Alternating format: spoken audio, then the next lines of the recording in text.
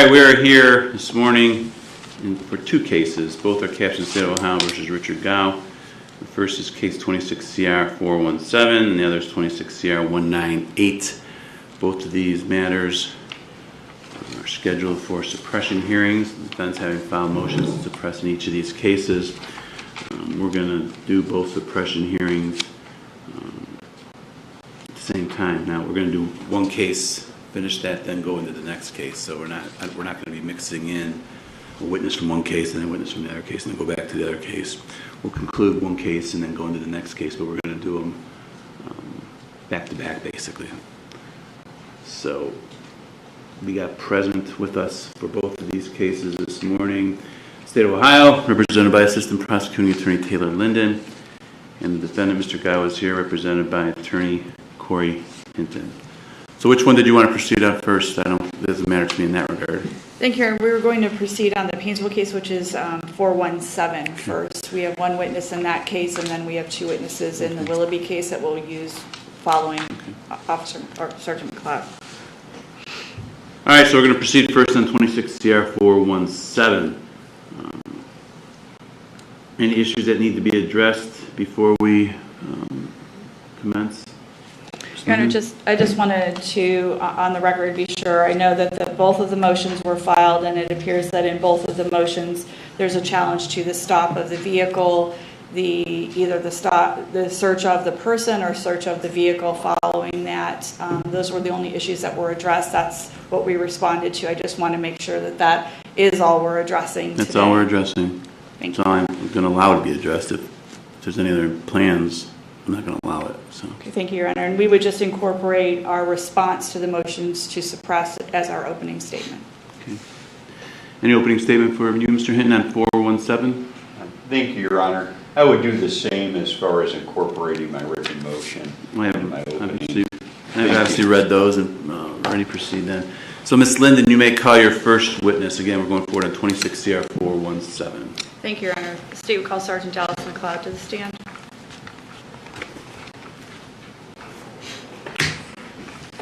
Good morning, sir. Please raise your right hand. You swear or affirm that the testimony you're about to give will be the truth, the whole truth, and nothing but the truth? Yes, sir. See. Ms. Linden, whenever you are ready. Thank you, Your Honor. If you could please state your full name and spell your first and last name for the record. It is Dallas McLeod. First name is Dallas. Last name McCloud. Where are you employed? I am a patrol sergeant with the Paynesville City Police Department. How long have you been in that capacity as a sergeant? Since March 9th of this year. And prior to that, what was your role? Prior to that, I was assigned detective to our detective bureau, where I was assigned in that position from December of 2025 until I was promoted in March. Prior to that, I was a patrol officer who worked primarily night shift. Okay. And so how long have you been with Paynesville in total? I have been with Paynesville a total of 9 years, was hired August 11th, 2017. Okay. Do you have any other prior law enforcement experience? No, I was hired straight from the academy at Paynesville. Okay, tell me about that, the academy, and what kind of training, education background do you have that qualifies you for the position? I went to Cleveland Heights Police Academy. It was just over 1,000 hours of everything involved in police work, from criminal interdiction, criminal patrol, report writing, driving, traffic stops, pursuits, SFSTs, just field sobriety tests, drug interdiction, domestic violence investigations, child abuse investigations, and so on. Okay. And in the 9 years that you've been with Paynesville Police Department, have you had additional training and experience other than that you received at the academy? Yes. And what kind of training have you had? I have went to numerous drug interdiction and drug identification courses. I went through the drug recognition expert course, where I was certified as a DRE for several years. What is a DRE? Drug recognition expert. It was a 3-week course where 2 weeks were spent down at the Ohio State Highway Patrol Academy, where we went over various drug identification and drug identification in basically symptomology with people who were under the influence. And then I was flown down to Jacksonville, Florida for a week to do field certifications. And did you complete all those courses? Yes, I did. And were those completed successfully? Yes, they were. Okay. Are you a certified peace officer in the state of Ohio? Yes. How long have you been certified? Since June of 2017 is when I finished my state test. Okay. I want to direct you back to, bless you, March 21st of this year. Were you working on that particular day? I was. And what shift and hours would you have been working? I would have been working the night shift, which for me it would have been 10:30 p.m. to 6:30 a.m. And why do you say for me it would have been those hours? So it's different for supervisors versus patrol. Supervisors start a half hour earlier than the patrol shift and end a half hour earlier than the patrol shift, so the incoming supervisor can adjust, rebriefing, and address the shift. What were your duties and responsibilities on that day? That day I was the night shift patrol supervisor. And when you're on patrol and you're the patrol supervisor, are you in uniform as you're dressed today? Similarly. Okay, what do you mean similarly? On duty, I wear an external carrier and an actual duty belt with additional gear on it. Okay. And were you in a marked patrol car? I was. Okay. During the course of your work on that evening, did you have contact with Richard Gow? Yes. Can you explain for me how that started and how you came in contact with him? I was patrolling the area of Richmond Street and East Erie Street in Paynesville, where I observed a gray 2006 Chevy Trailblazer, Ohio registration KQV2342, operating in a northerly direction on Richmond Street with no functioning license plate. No functioning license plate? I'm sorry, no functioning license plate light. Excuse me. Why do you note that? Because it's required by state law that you have a white light that illuminates the license plate on your vehicle. And when you're talking about the time of day, what time of day are we talking about? About 7 minutes after midnight. Okay, and so safe to assume that it's dark outside. Yes. Are there streetlights in the area where you were? Yes. Does that make a difference in terms of the rear plate illumination? No. Okay. Is that a traffic What do you mean it violation? doesn't make a difference? Does that make a difference in terms of being able to see or being able to have a rear plate illumination? Does that, if you have streetlights, do you still have to have the rear plate illumination? Yes, you are still required to have the rear light. Okay. And the purpose of that rear plate illumination is what? It's so that the rear license plate is illuminated. That way it can be read by police officers. Okay. And were you able to read that from a distance? No. Okay. Once you noted that there was no rear plate illumination, did you determine that that was a traffic infraction? Equipment violation, yes, but yes. And what did you do? At that point, as the vehicle was approaching the intersection of Richmond Street and the intersection of East and West Prospect Street, I activated my overhead lights to initiate a traffic stop. And explain for me what happened then. So as the vehicle began pulling over, I ran the registration through LEADS, which is the Law Enforcement Automated Data System. It's a system that we have in our MDTs in the car to check registrations of license plates for suspended drivers, stolen vehicles, warrant hits, anything of that kind of nature. What's an MDT? A mobile data terminal. Okay. And so anytime you stop an individual, you're running the plate? Yes. Okay. And were you close enough then to the vehicle to be able to read the plate? Yes. Okay. Were your headlights on? Yes. And were they focused on that particular car? Yes. Okay. So when you run their registration on this vehicle, what did you do then? What did you learn? So at that point, the registration returned to a Richard Gow. I have prior experience and knowledge with Mr. Gow, and knowledge that I have obtained through other sources, including the Lake County Narcotics Agency, where I was aware that Mr. Gow was a known narcotics user and would associate with narcotics users. Okay. Did you know that it was his vehicle before you stopped him? As I was stopping him, I learned that it was his vehicle. And that was through your MDT? Yes, ma'am. Okay.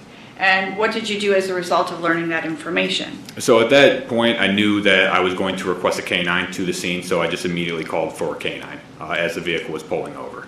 Okay, so you've already called for a K-9, you haven't, the vehicle is stopping and you're pulling behind it? Yes, ma'am. Okay.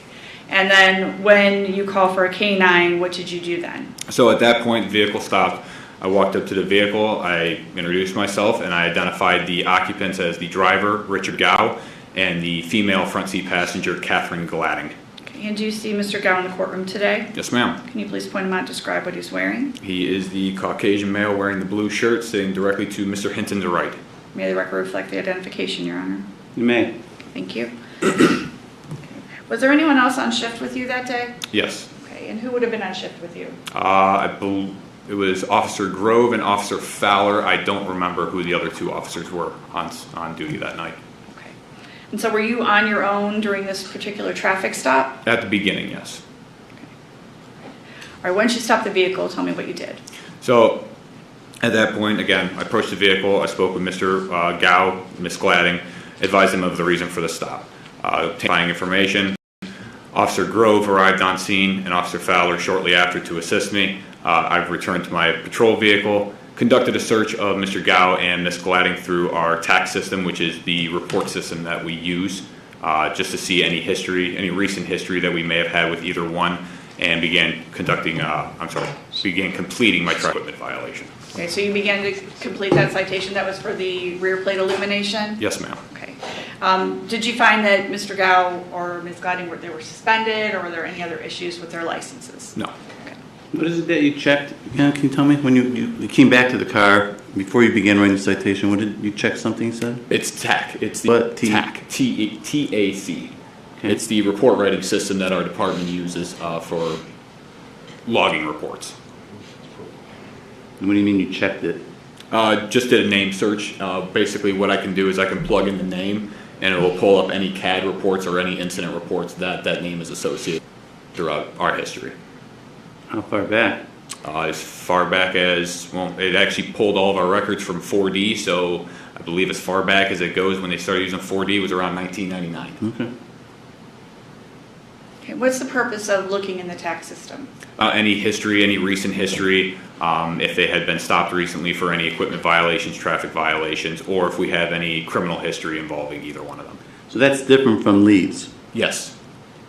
How are the two different? So leads, the law enforcement automated data system, basically when I am to run a driver's license, name and date of birth, or a social, it will give me their driving history, some information like their address, their social security number, driver's license number. If I didn't have that, it will show me any recent suspensions on their license, any active suspensions, and their basically driving history or convictions, if they've ever been cited for speed, any equipment violations, but that's about all the information it shows.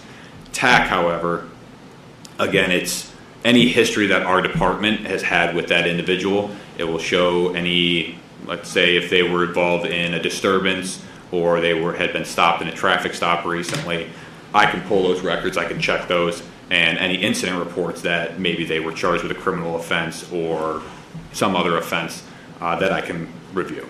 That's just PPD though, right? Painesville Police Department. Yes, It's not pulling up reports from Mentor or anywhere else. correct.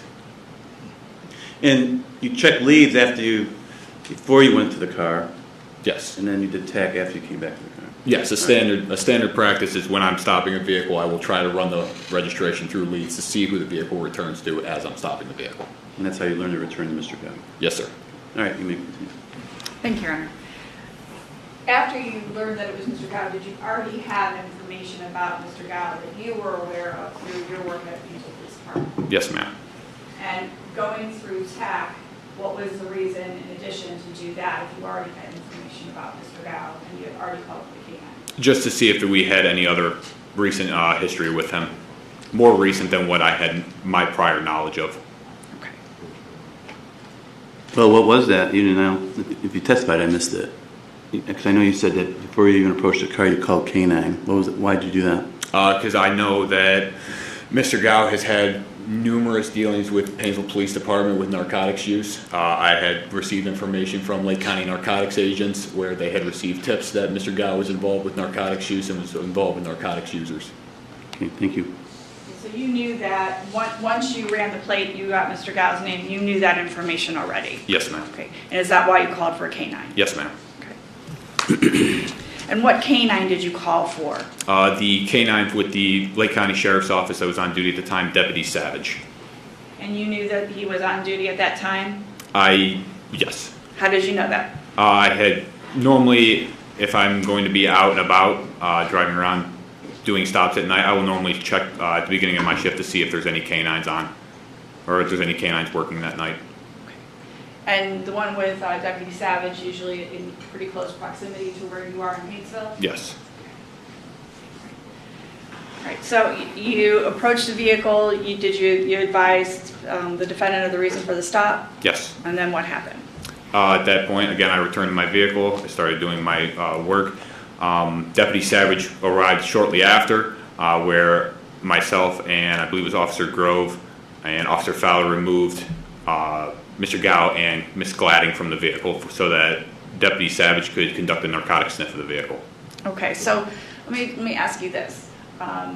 When you know you're going to have a canine come to the scene, do you immediately have the individuals out of the vehicle? No.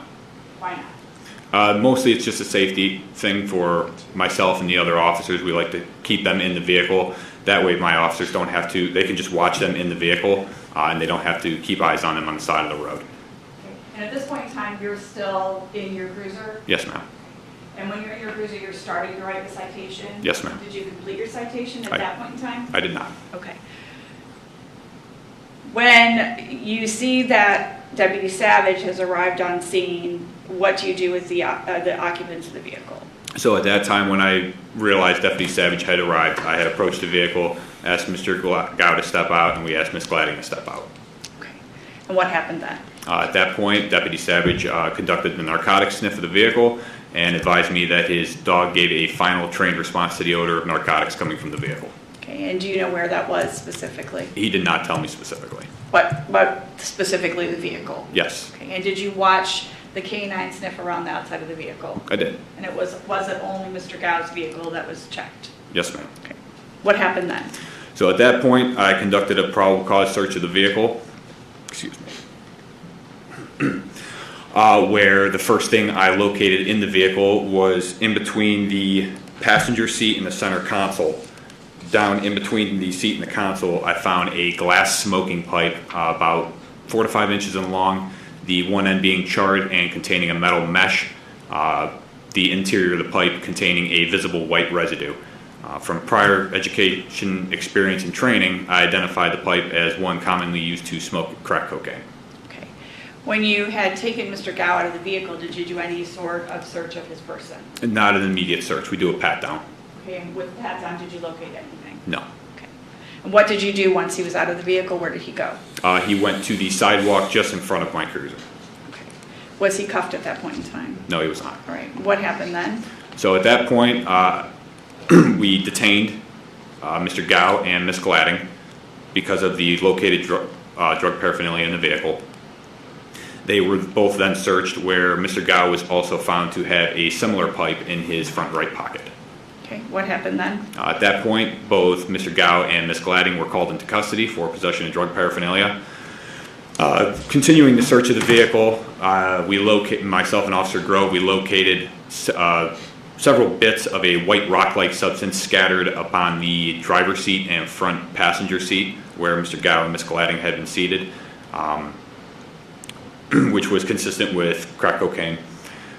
In the center console of the vehicle, I located a scale with visible white residue, suspected to be cocaine residue in the center console.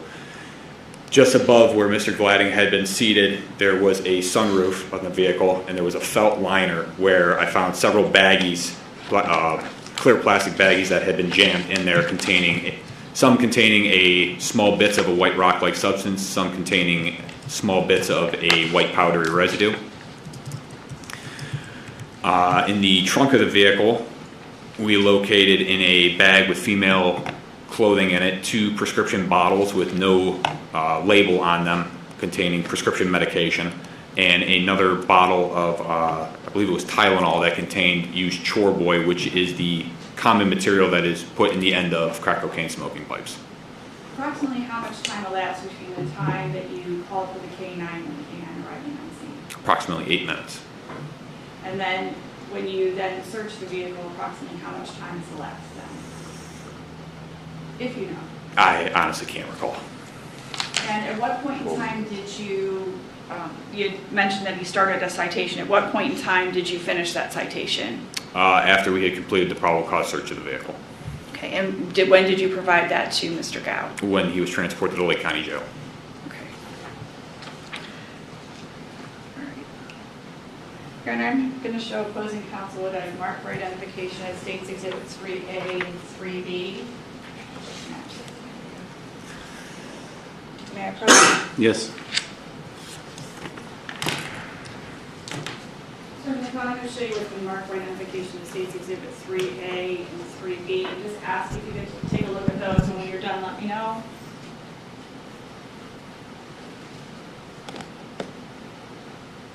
Do you recognize what those are? Yes, I do. What is 3A?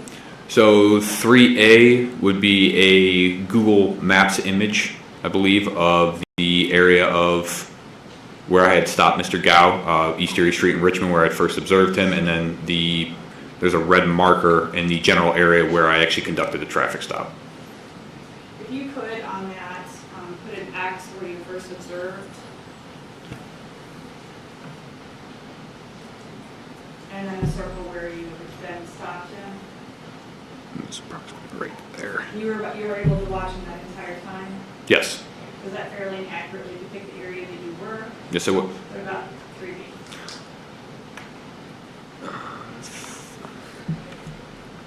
3B would be a satellite image of the same area. And that fairly and accurately depicts that as well? Yes, it depicts as to where I had first observed him. However, the area where I had actually initiated traffic stop is cut off. Can you put an X there where you first observed him? Now, this traffic stop, was this documented or recorded in any way? Yes. And how is that documented or recorded? So every one of our cruisers are equipped with a WatchGuard camera. It is a camera that activates once we activate our overhead lights, and it begins recording 30 seconds back. It's equipped with 3 different views: a front narrow view, a front wide view, and a rear seat view. Okay. And did you have that in this particular case? Yes, I did. Okay, what about body cam? Do you all have body cam videos? Our department has not issued body cameras. Okay, so here, dash cam video. Yes. Okay. Your Honor, for the record, I'm going to show opposing counsel what's been marked as States Exhibit 1.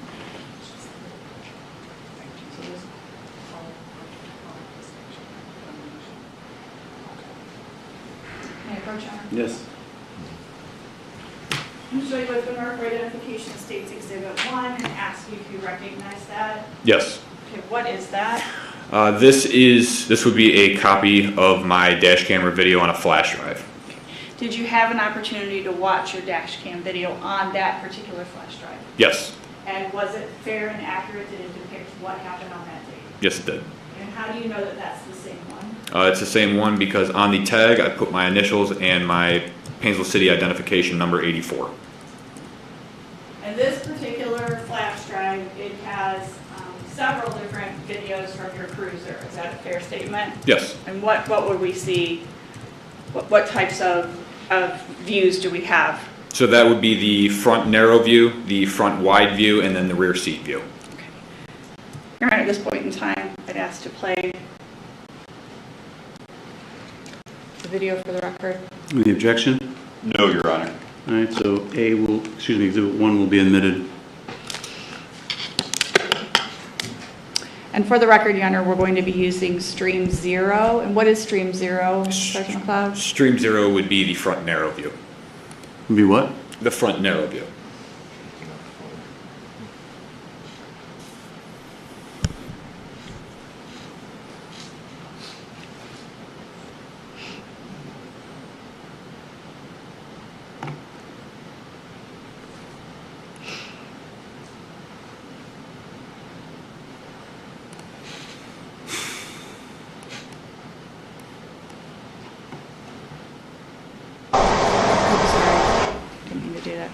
All right, Sergeant McLeod, what are we seeing here initially? So without the right body? now, I would be passing our city hall, approaching the intersection of Richmond Street and East Erie Street. Okay, and I'm going to stop at 12 seconds here on the bottom left. What do we observe here? So that would be Mr. Gao's gray Chevy Trailblazer. Okay. And are you able to see any rear plate illumination at that time? No.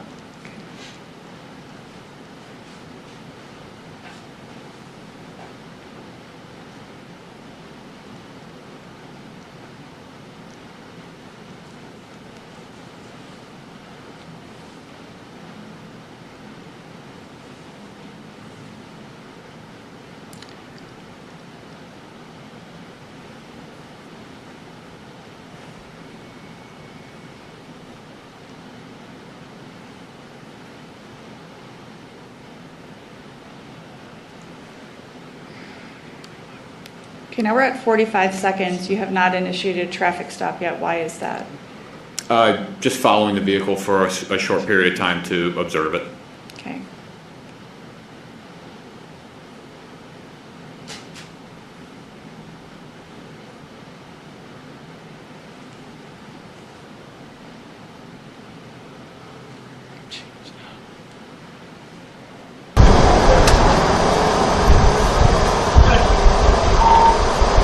Okay, now at 1:05, we now have volume. Why is there a difference with no volume and now volume on the video?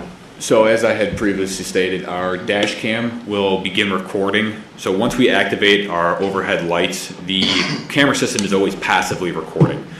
When I activate our overhead lights, it will begin 30 seconds back from when that passive recording and actually record it. Once we hit our lights is when the audio begins recording.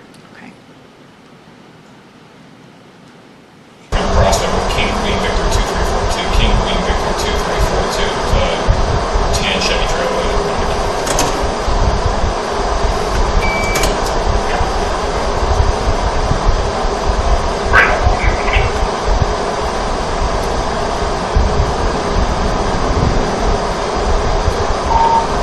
Central Savage still.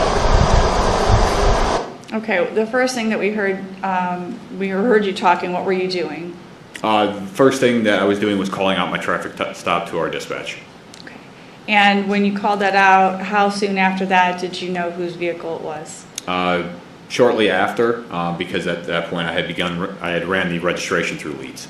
Okay.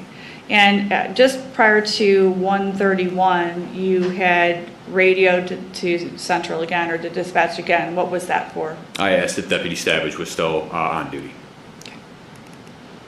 And that's the canine officer? Yes, ma'am.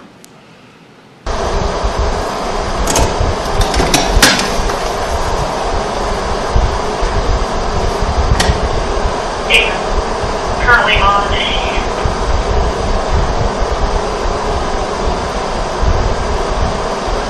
I have you set up on an accident right now. I can see you afterwards. Just for purposes of the record, I'm stopping at 1:54. Why are we not able to hear what you're saying? So we are equipped with body mics that are attached to our WatchGuard system. However, it is a normal occurrence where they have, especially as of late, have been going out of range and not been connecting properly, where sometimes they fail and they don't capture audio. Okay. And so in this particular situation, we can't hear what you're saying, but you have your dash cam. Yes, ma'am. Okay.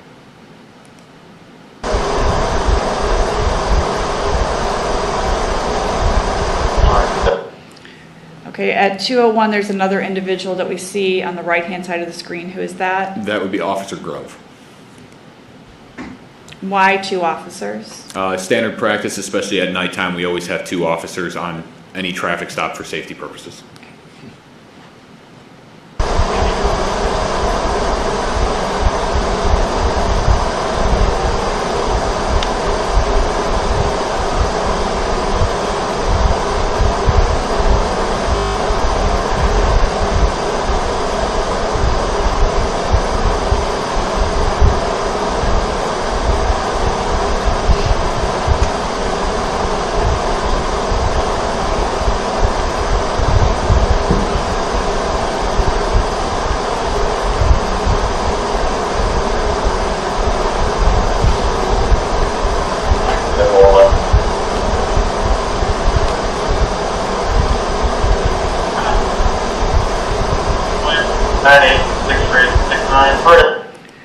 Okay, now at 2:49, Officer Grove's still up by the car. Why are you going back to your cruiser? That's when I return to my vehicle, check the individuals through our report writing system TAC, and to check their history through Leeds.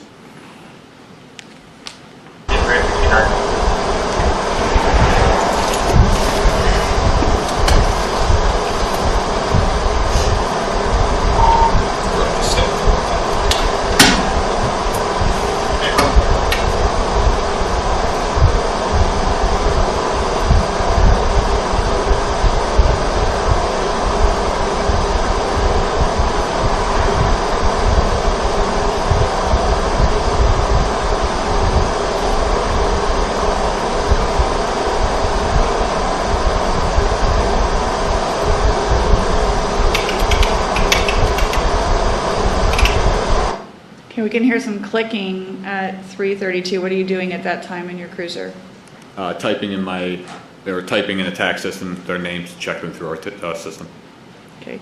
There was a sheriff's deputy that went by shortly before this. Was that Deputy Savage? No, that was actually a Painesville police cruiser. Painesville Police Cruiser, okay. Was that someone else who was engaged in this particular stop or no? Not that I'm aware of. I honestly don't recall.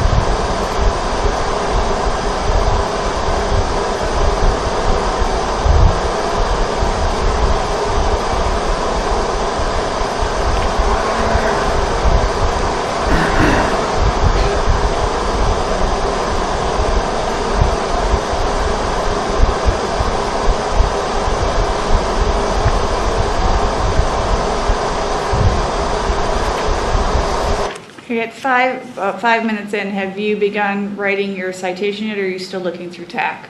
I believe I was still looking through tech, but I don't honestly recall. Can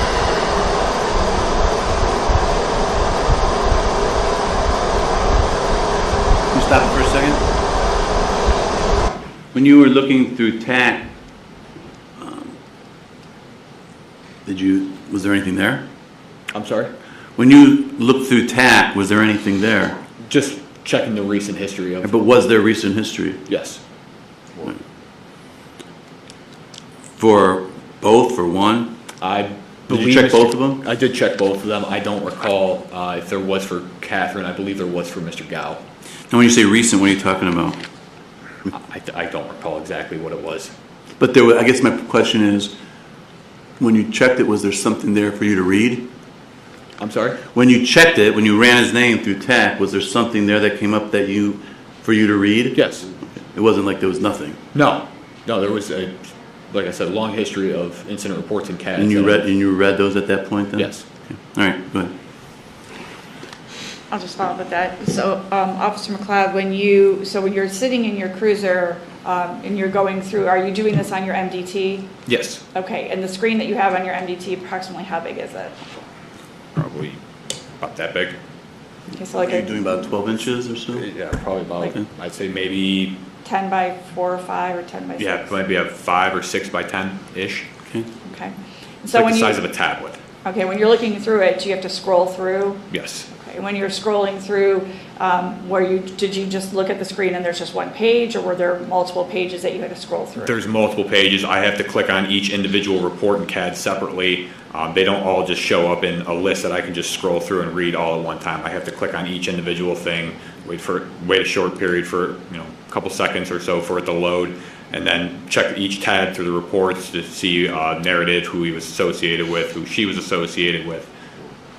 And you did not find anything specific regarding Ms. Gladding, but there was a lot of information regarding Mr. Gao that you had to go through? Yes. And did you take time to do that? Yes.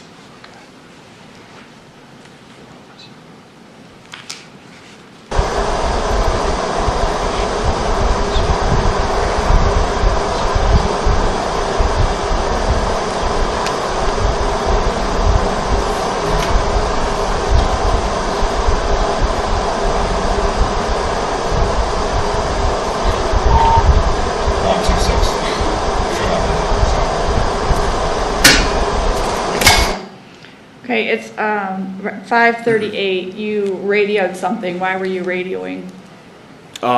I usually have, especially if I'm calling a K-9, and I'm going to be having occupants removed from the vehicle. Again, safety procedure that we will do, especially if there's 2 occupants, we like to have 3 officers on scene. So I will have another officer come and stand by in the area or on scene while we remove occupants from the vehicle. Is that what you did? Yes.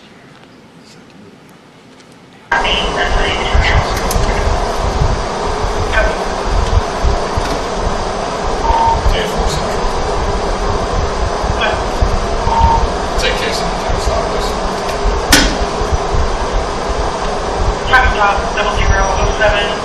P number is going to be 260-310-259. Again, 260-310-259. Okay, Cal. Such as 70. What information are you gathering at that point in time? I heard you speaking to dispatch again, and we're stopping here at 6:10. So at that point, I had asked for the case number and time of stop, which is 2 pieces of information that I need to write on the traffic citation, which I was beginning to write. Okay, and so at this point in time, we're about 6 minutes in, you're waiting for the K-9 and you're beginning to write your citation. Yes.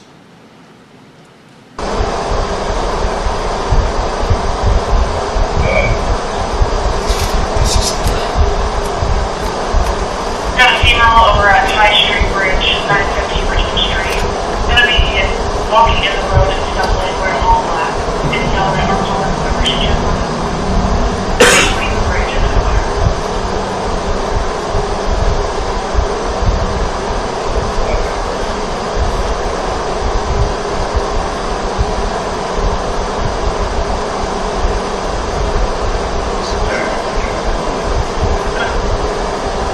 Why is Officer Grove remaining at the car? I can't hear you. Stopping at 6:55, why is Officer Grove still up at the car? So at this point, Officer Grove remained at the vehicle, continue conversation with the occupants just until I finish the citation. And you're waiting for the K-9? Yes.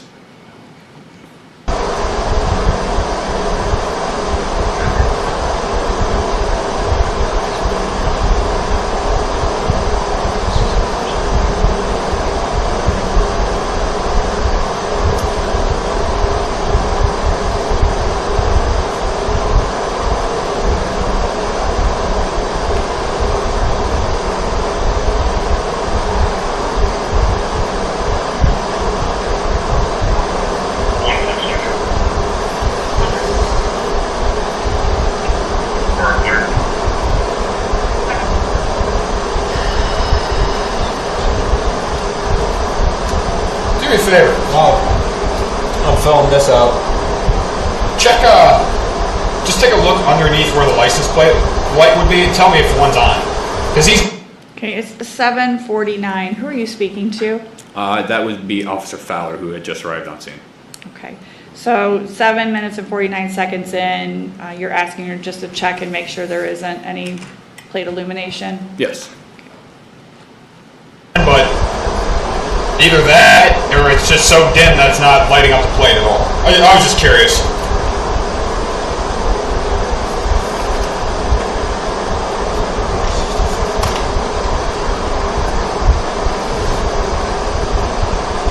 No? Okay, so at 8:09, what has Officer Fowler just done? So, Mr. Gao, when I advised Mr. Gao of the reason for the stop, he told me that the light was still on. So I wanted to confirm and just have Officer Fowler check, because I didn't, just to make sure there was no actual light that was illuminated or that was so dim that you couldn't see it at all. She looked underneath to check and found that there was no light at all that had been functioning. Okay. Both are completely out? Perfect. Because he's claiming, yeah, I didn't take a look at it, but when I was up in the car, he's like, no, one's on. One's on. It's. I said, well, either that or it's not illuminating the plate at all. Perfect. Jennifer, who I just pulled over, she tried to tell me the same thing. I'm like, hang tight. I walked back to the back, looked at it. I'm like, there's nothing up there. I was like, it's completely out. Who did it? Who did? The girl who's just over down there. She was like, I swear it's lit. And I'm like, it's not. It's not.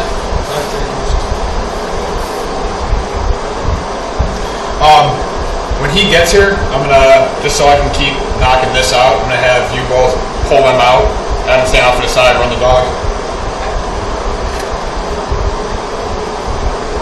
Is it Gladden? Did I hear that right? Richard Gow and Catherine Gladding.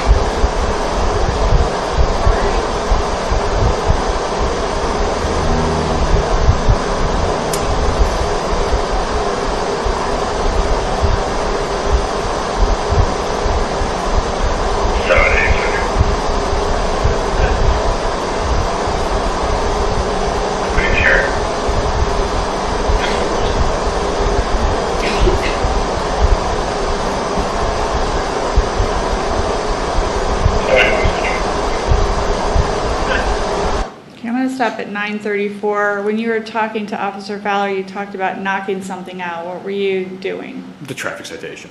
So you were starting a traffic citation? I was working on it, yes. Approximately how long does it normally take for you to write a citation? Give or take probably 12, 15 minutes-ish.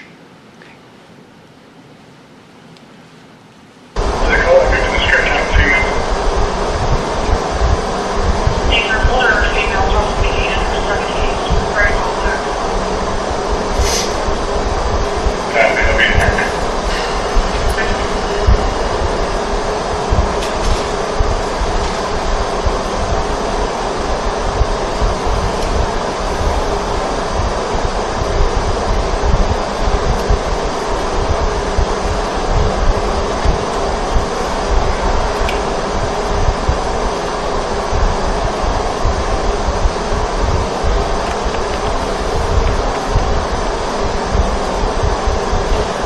Richard Gow and Catherine Gladding. Okay, at 10:20, you said the driver and passenger's name. Why'd you do that? At that point, Deputy Savage had approached my vehicle, and I was just advising him as to who was in the vehicle. Okay, so just prior to that, had he arrived on scene? Yes. Did he get out with his canine? Normally, the K-9 officer will get out by themselves, come up to make sure we have removed the occupants, which, again, we usually wait until they arrive on scene, then we remove occupants, and then he will get his K-9 and run them on the car.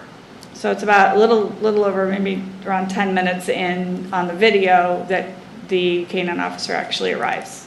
Yes. All non-users. They're gonna step out, and you're good to go, boss man.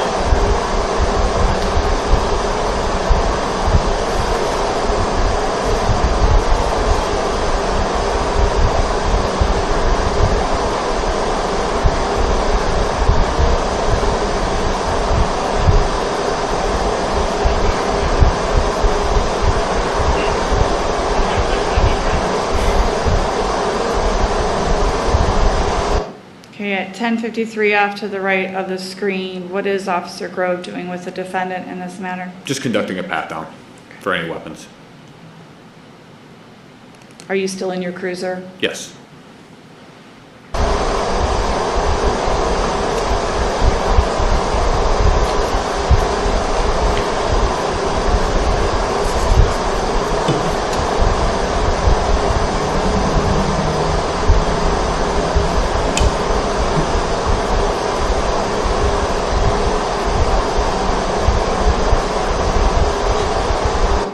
Okay, we're at 11:18. What do we see in the bottom left of the screen? You see Deputy Savage's K-9's Riker's ears. So now this is where the actual the sniff is going to occur, Yes. but they were on scene prior to that. Yes.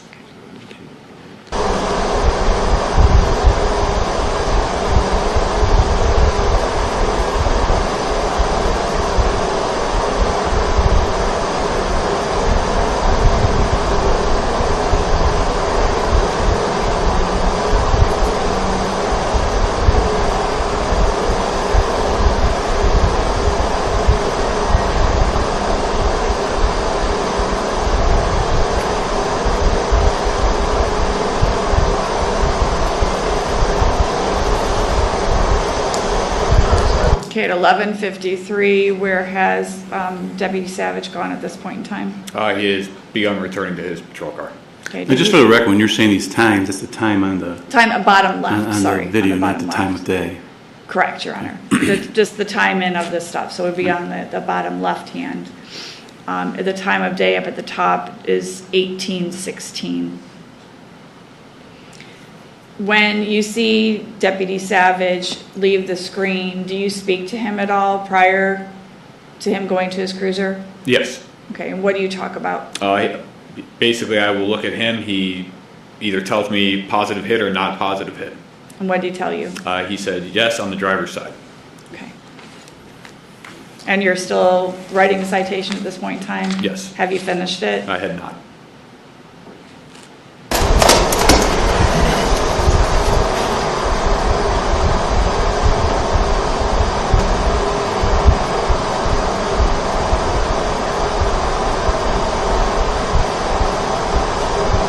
Okay, and again, the bottom left of the screen, the 12 minutes and 10 seconds in, why are you back out of your cruiser? At that point, I'm going to do a probable cause search of the vehicle. Okay, again, had you completed the citation yet? No.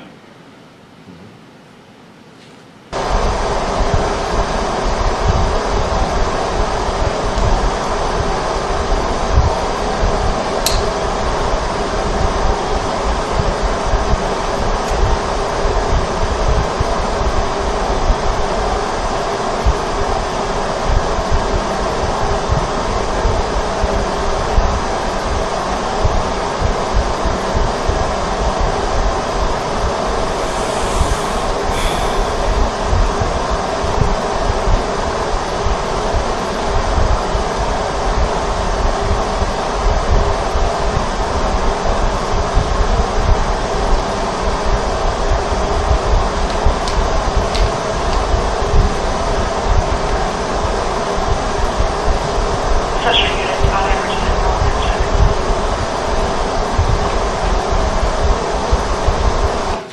Okay, at 13:08 down on the bottom left, or 19:30 at the top of the screen, what are you doing at this point in time? So at this point, I am detaining Mr. Gao, and Officer Fowler is detaining Ms. Gladding. Why? Because at that point, I had located the crack cocaine smoking pipe in the vehicle. Okay, and where was that located? That was the one I located between the passenger seat and the center console. Okay, and then did you conduct a further search of the vehicle? Yes. And did you locate anything else on the driver's side? So on the driver's side, as I previously stated, both seats had bits and pieces of suspected crack cocaine scattered on the seats. In the center console, just between the front driver and passenger, I located the digital scale with the suspected cocaine residue on it. Up in the felt liner of the sunroof, there were multiple baggies with suspected cocaine residue in them. And then in the trunk of the vehicle, there was the 2 prescription pill bottles that didn't have a label on them in a bag with women's clothing in it. So the remainder of this video, if we continue on when you're placing him in cuffs.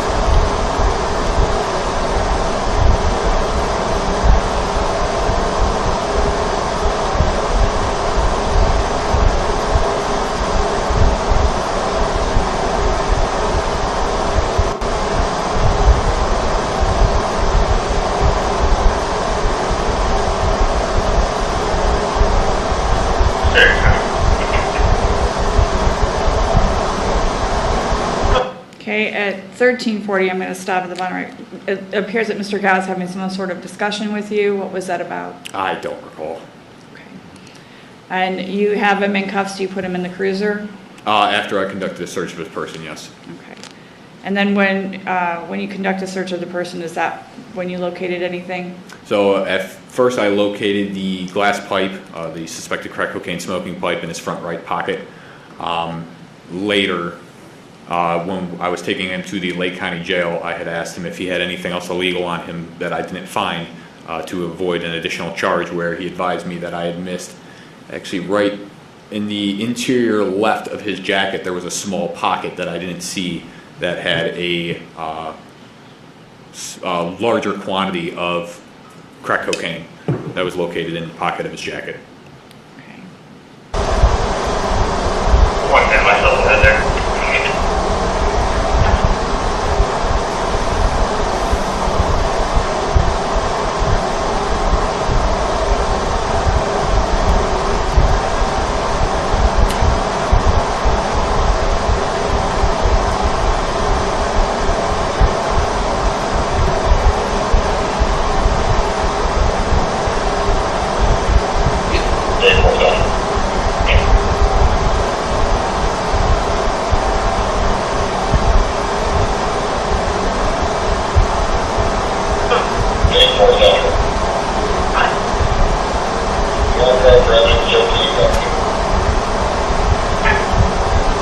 Joe, that's the end of clearance.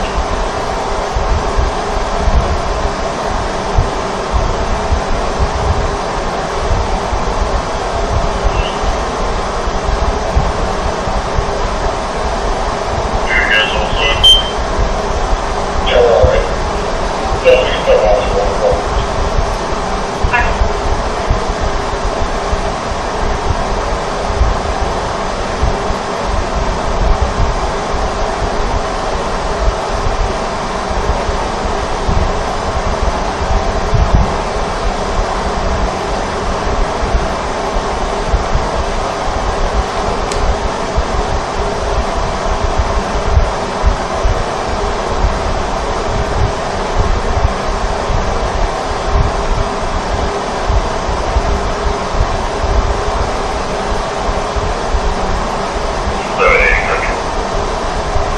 I'm going to stop it at 15:29. Have you found the pipe yet? Yes. Okay. So the remainder of the video here is, would just be you actually searching the vehicle? Yes, the remaining search of the vehicle. Your Honor, I'm going to stop it at 15:29 on this particular video based on the challenge here.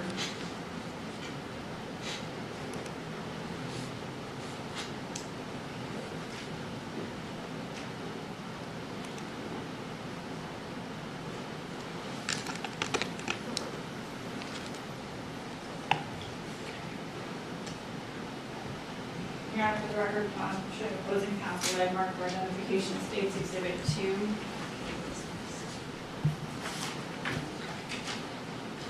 May I approach him? Yes. So I'm just going to ask if you recognize what that is, tell me what it is and how you recognize it. This is a flash drive containing Officer Grove's dash camera from that night. Did you have an opportunity to review that? Yes, I did. Did that fairly and accurately depict what occurred on that evening? Yes. Okay, how is Officer Grove's dash cam a little different from yours? So his cruiser would have been positioned behind mine. I believe he would have transported, I don't recall if he transported somebody to the jail, but his dash cam would have had the audio because his body microphone was working that night. Okay, and you listened to that and it fairly and accurately depicted that? Yes, ma'am. Okay. Your Honor, I'd ask to play this for the court. Any objection? No objection, Your Honor.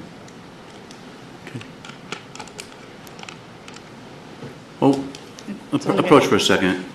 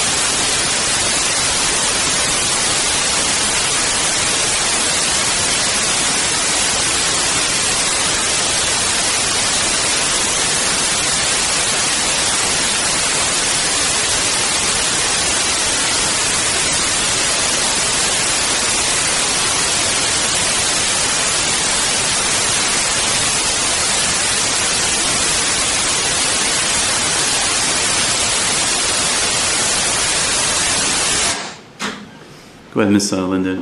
Thank you, Your Honor. Sergeant McCall, just to clarify, when you are in your cruiser and Officer Grove is up by the vehicle, are you able to hear any of the conversation that's going on out there? No. Okay.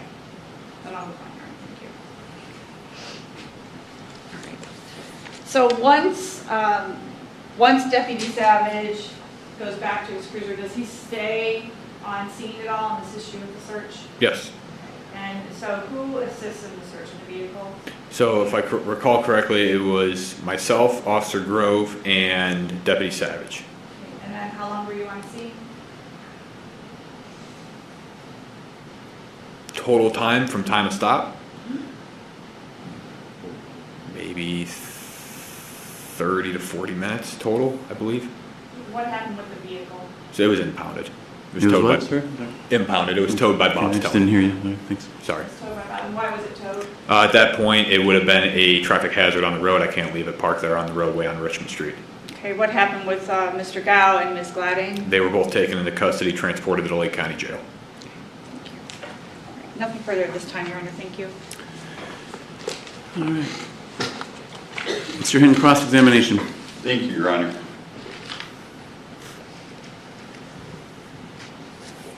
Good morning, officer. Good morning, Mr. Head.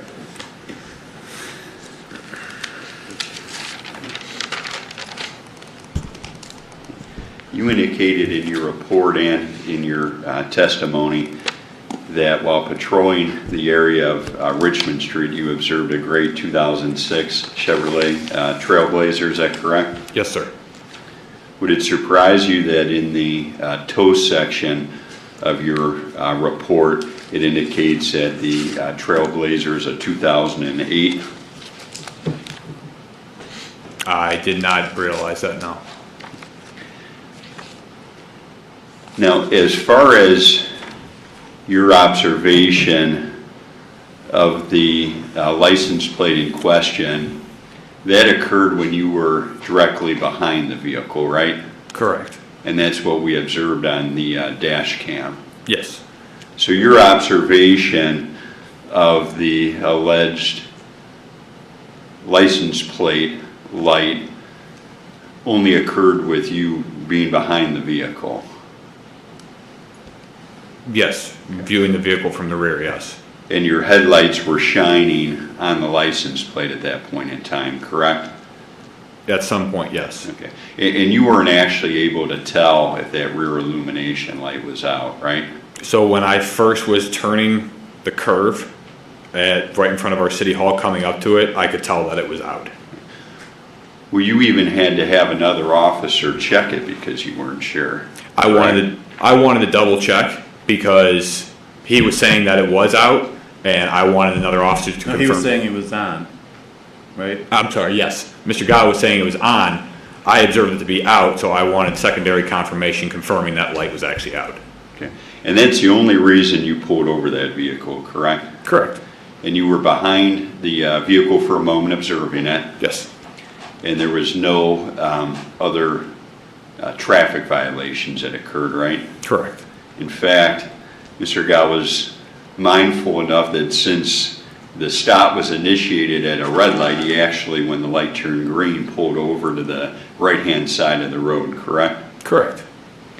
And when you approached the vehicle, you didn't make any observations of any drug paraphernalia or anything being in plain view, correct? Correct. And you didn't have any concerns regarding Mr. Gao being intoxicated, correct? Correct. You had indicated that you had called in for the sheriff's department to bring a canine before you even got out of the car and approached the vehicle, right? Yes. And you had indicated that from prior experiences and encounters, you had knowledge that Mr. Gao was an active narcotics user and associated with other narcotic users, right? Yes. But at that point in time, you didn't, while you ran the vehicle and knew it was registered to Mr. Gao, you didn't know if he was actually driving or in the vehicle, right? Correct. Could have been a family member, a child, a friend driving that vehicle. Very well could have. but you nonetheless still called for a canine immediately, correct? Correct. Now, as far as your prior experience and encounters with Mr. Gao, you never pulled him over before, right? I believe I have in the past. I don't recall when, but I remember I have stopped him in the past once or twice. And would it surprise you if his recollections that he's only been stopped one time in recent connection to this stop for an expired tag? I'm sorry, can you ask that again? You had indicated that you think you stopped him once or twice, Yes. right? Was it for an expired tag? I don't recall what I had stopped him for. Now, upon your stop, you indicate that you ran the vehicle registration through Leeds, right? Yes.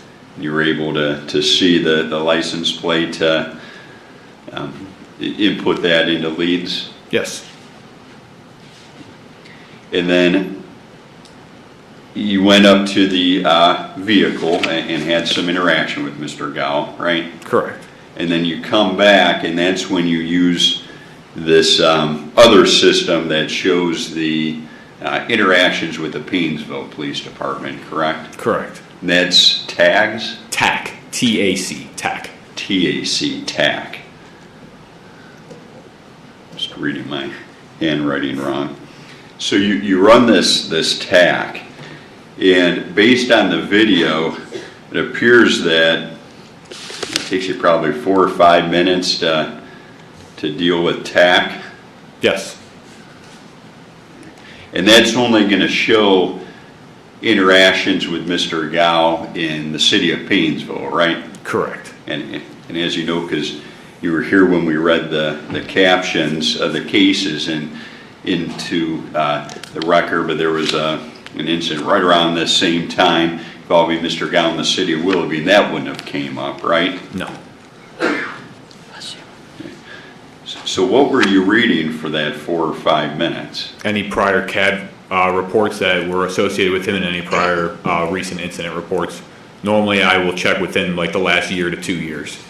Well, if you were already familiar with them, it wouldn't really make sense to spend that time on TAC, would it? I would, because I'm not the only officer who may have dealt with him. There would have been other officers that maybe I didn't have knowledge, which I didn't have knowledge that had dealt with him.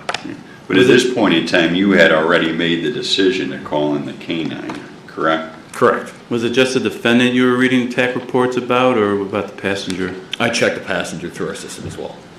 And were you killing time waiting for the canine to arrive? No, it's a standard procedure I normally do with individuals. So you look at the TAC reports in general on all traffic stops? Every traffic stop I do. I will check them through TAC to see what history we've had with them, if they've been stopped recently, any recent history we've had with them. Now, as far as the time span goes, you had testified that you thought it was about 8 minutes from the time you initiated the stop until the canine arrived? Approximately. Would you dispute that based on the video, it appeared that the traffic stop was initiated at about 12:07 a.m.? Approximately, yes.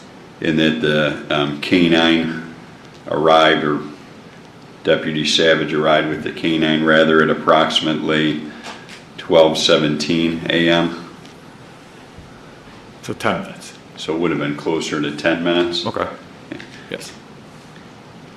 And you didn't even start writing the citation until you were done looking at TAC, so maybe 5-6 minutes in? Approximately 5 minutes, yeah. And you took time to make arrangements regarding the canine, correct? As I was initiating the stop, yes, I requested it. Yes, you requested it, but wasn't there another call that you made because you knew that the occupants were going to be taken out of the vehicle, some sort of call into the station?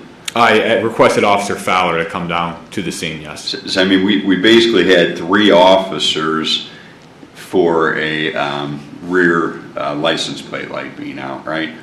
Correct. And that's not normal, is it? Yes, at nighttime, especially when we're removing occupants from vehicles, it is a standard procedure. But you hadn't removed anybody yet, right? Correct. I mean, the canine hadn't even arrived yet. Correct. But you're taking additional time and prolonging the stop by making these additional arrangements, correct? I had radioed, which only took a couple seconds, to Officer Fowler to come down as I was writing the citation. And then you were speaking to Officer Fowler as well about the anticipated removal of the occupants, right? As I was completing the citation, yes. Now, looking at this citation, there's this one offense that's written out for the rear illumination, right? Correct. I mean, that normally wouldn't take you very long to write, would it? It normally, for traffic tickets, it normally takes about 12 to 15 minutes generally for traffic tickets to write. Especially, I'm sorry, go ahead, sir. No, you can finish. I was just going to say, going through any history, checking their leads, making sure if they have any priors in 12 months, and then getting all the information I need for the citations. It's several tabs that I have to go through leads to get that information.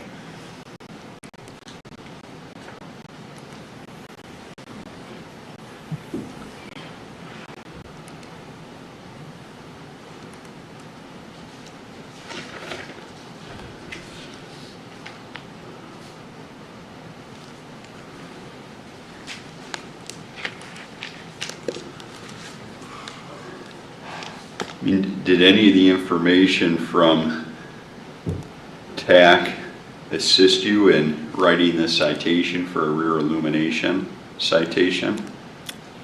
Did any information I got from TAC help me with the Correct. citation? I'm not sure I understand the question, sir. I mean, what did you discover from TAC that was relevant to writing this ticket? As for the citation, there wasn't much that I got for the citation. That would have been through leads. I checked history and prior encounters and any instances we would have dealt with the individuals through TAC. So Mr. Gao did have a license, correct? Did have a license, correct? Correct, sir. And he did have insurance, correct? Yes. I mean, isn't it normal that you may just give someone a warning on a situation like this? Hey, your light's out. Why don't you get that taken care of? Discretion-wise. But you wanted to bring the canine out on this, right? I'm sorry? You wanted to bring the canine out on this. I mean, you had made that up before you even approached the vehicle, right? I was calling a canine, yes, based on my prior knowledge and history of Mr. Gao. Okay. Okay. Thank you. Thank you, sir.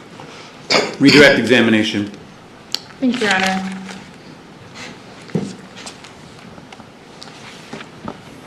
Right, other than the prior stop that you had, do you discuss with other officers prior to shifts information about stops and crimes and individuals in the area? Yes. Familiar with the term roll call? Yes. And do you recall whether or not Mr. Gao was ever discussed during any of those meetings? In the past, yes. And you've had, you mentioned conversations with narcotics about him as well? Yes. So you had that prior knowledge as well? Yes, from Lake County Narcotics Agency. And is it part of your job to be aware of individuals in your city, their background, their history? Yes. Okay. Tell me a little bit about the specific area where this stop occurred in that part of Painesville. So the area of Richmond Street, especially between East Erie Street and East Prospect Street, and continuing a little bit north, it's one of our known very high crime, high drug areas that we will constantly patrol and conduct several interdiction stops at times because there are several known drug locations within that area. How close is that area to the Painesville Police Department station? About between 1/10 to 2/10 of a mile, I would give or take. All right. How long does it take you to get there then? From our From your station station. to the point of my stop, about 30 seconds probably. And how close is the sheriff's office to there? Sheriff's office is about 200 yards away from our station. Okay. Do you know where Deputy Savage would have been coming from that day? I don't. Okay. When you're writing out a traffic ticket and you're writing information, what type of information do you have to put on a traffic citation? So as you heard me request from Central Dispatch, I have to put the case number, time of stop.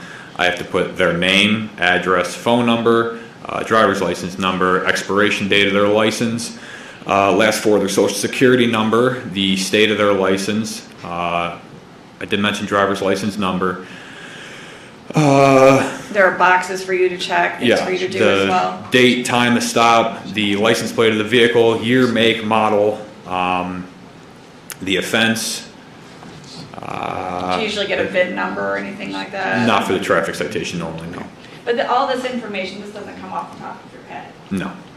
How did you get all that information to put on the citation?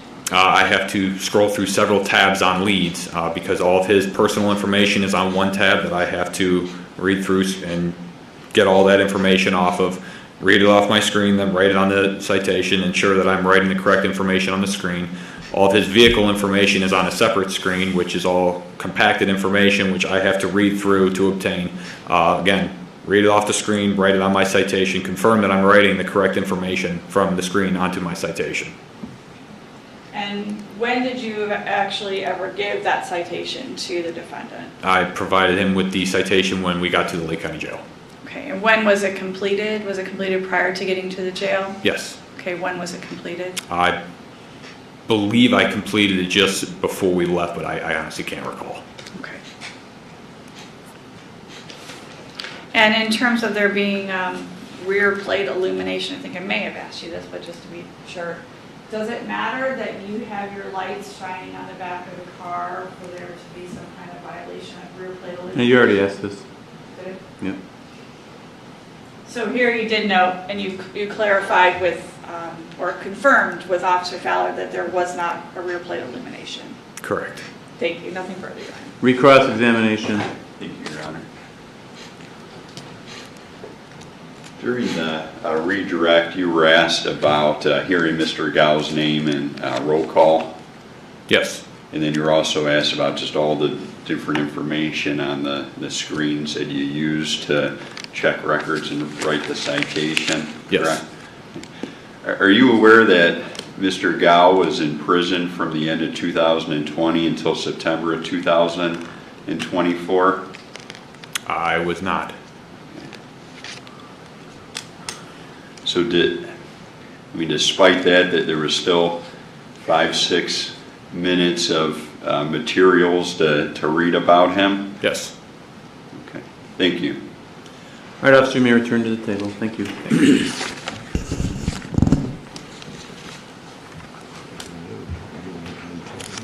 State may call its next witness. Your Honor, we have no further witnesses. We would just move for the admission of the maps as well. I know that there's already been, Exhibit 1 is already admitted. Did you but introduce C? No, Your Honor. Just A and B, right? Just 3, A and B, and Exhibit 1. With that, we would rest. Well, those have already been admitted then. So 3A and B and 1. 2 is identified, but it's not admitted.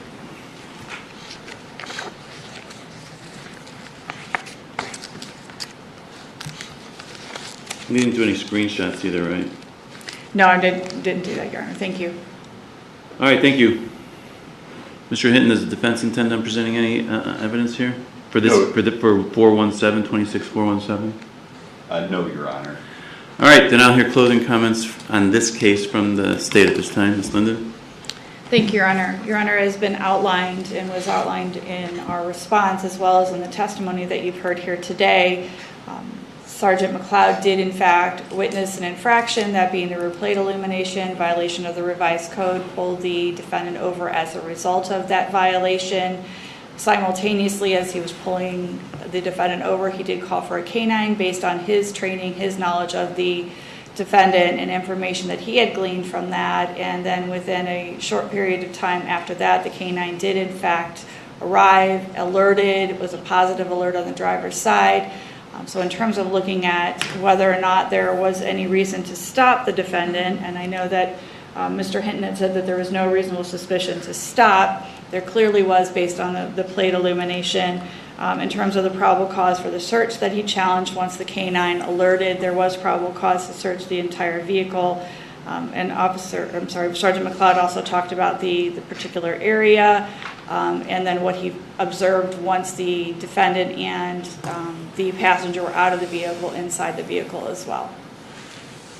Thank you. Mr. Hinton, closing comments? Thank you, Your Honor. As far as the motion that I filed, it does challenge two different aspects of this stop and subsequent search.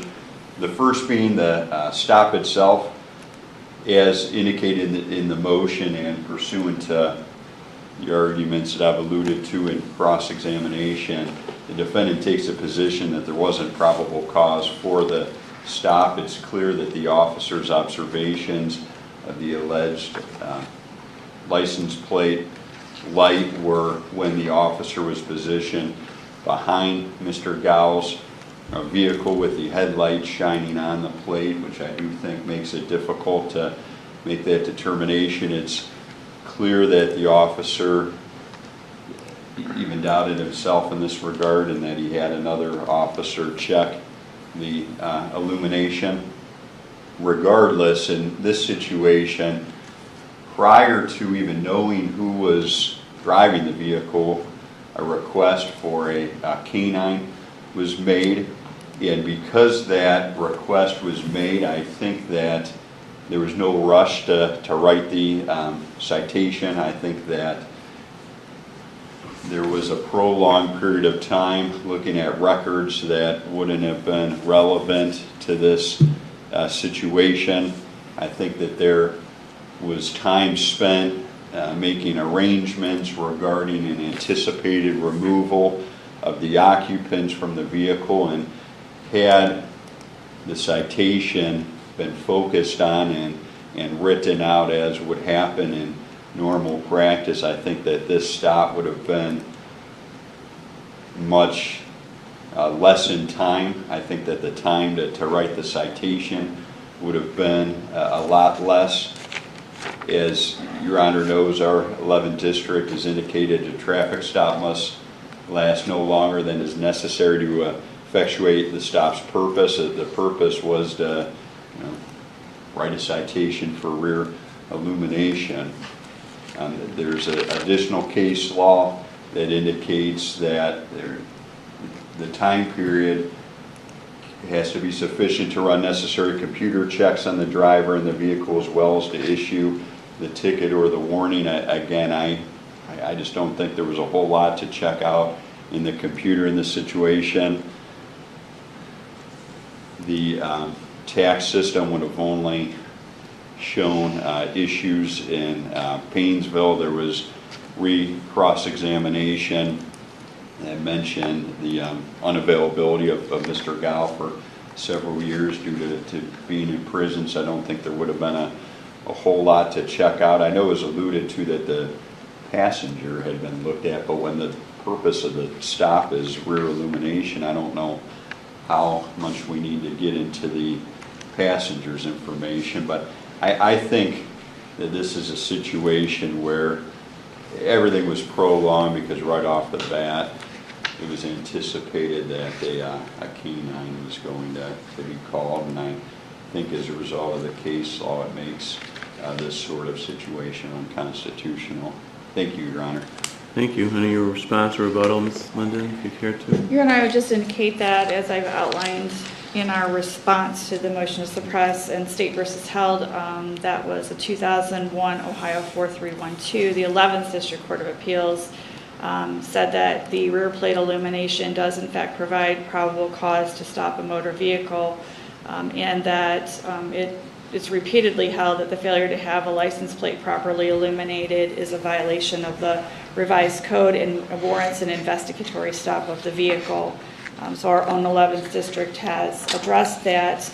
Also the fact that it, as we've outlined on page 8 of our response, that It's well established that the exterior sniff by a trained narcotics dog to detect the odor of drugs is not a search, and that it does in fact provide probable cause, and that you can ask for a canine sniff lawfully and detain the vehicle even without the presence of reasonable suspicion of drug-related activity. Here, as I indicated, Sergeant McLeod did have some background and knowledge of that in fact led him to ask for the canine. And in terms of the time frame, approximately 10 minutes, that period of time is very short and did not in fact prolong or detain the defendant for an inordinate amount of time. In fact, the citation hadn't even been written at that point in time, and it would take 10 to 15 minutes normally for Sergeant McLeod to write a citation, and we're well within even just the time frame it would have taken for him to write the citation.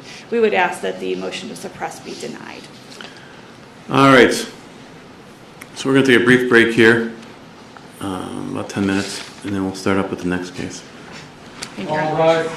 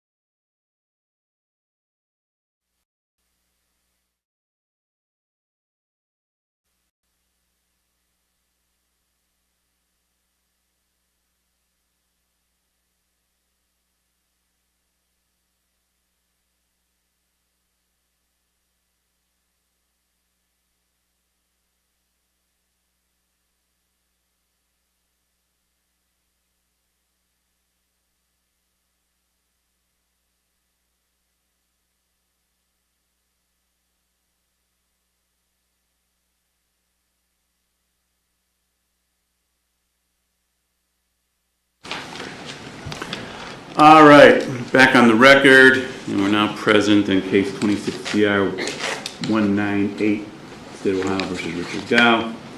Again, we're here for a suppression hearing based on a motion to suppress evidence that was filed by the defense. State responded.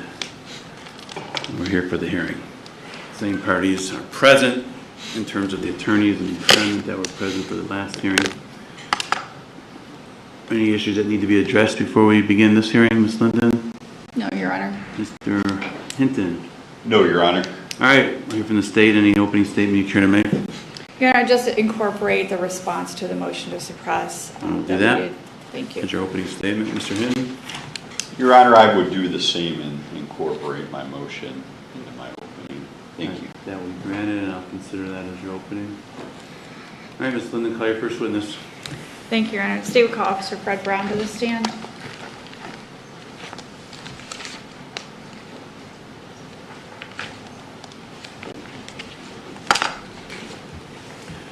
Please raise your right hand, sir. You swear or affirm the testimony you're about to give will be the truth, the whole truth, and nothing but the truth? I do. Thank you.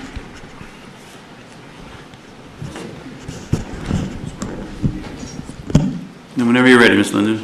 Thank you, Your Honor. If you could please state your name, spell your last name for the record. I am Officer Fred Brown, Jr., BROWN, of the Willoughby Police Department.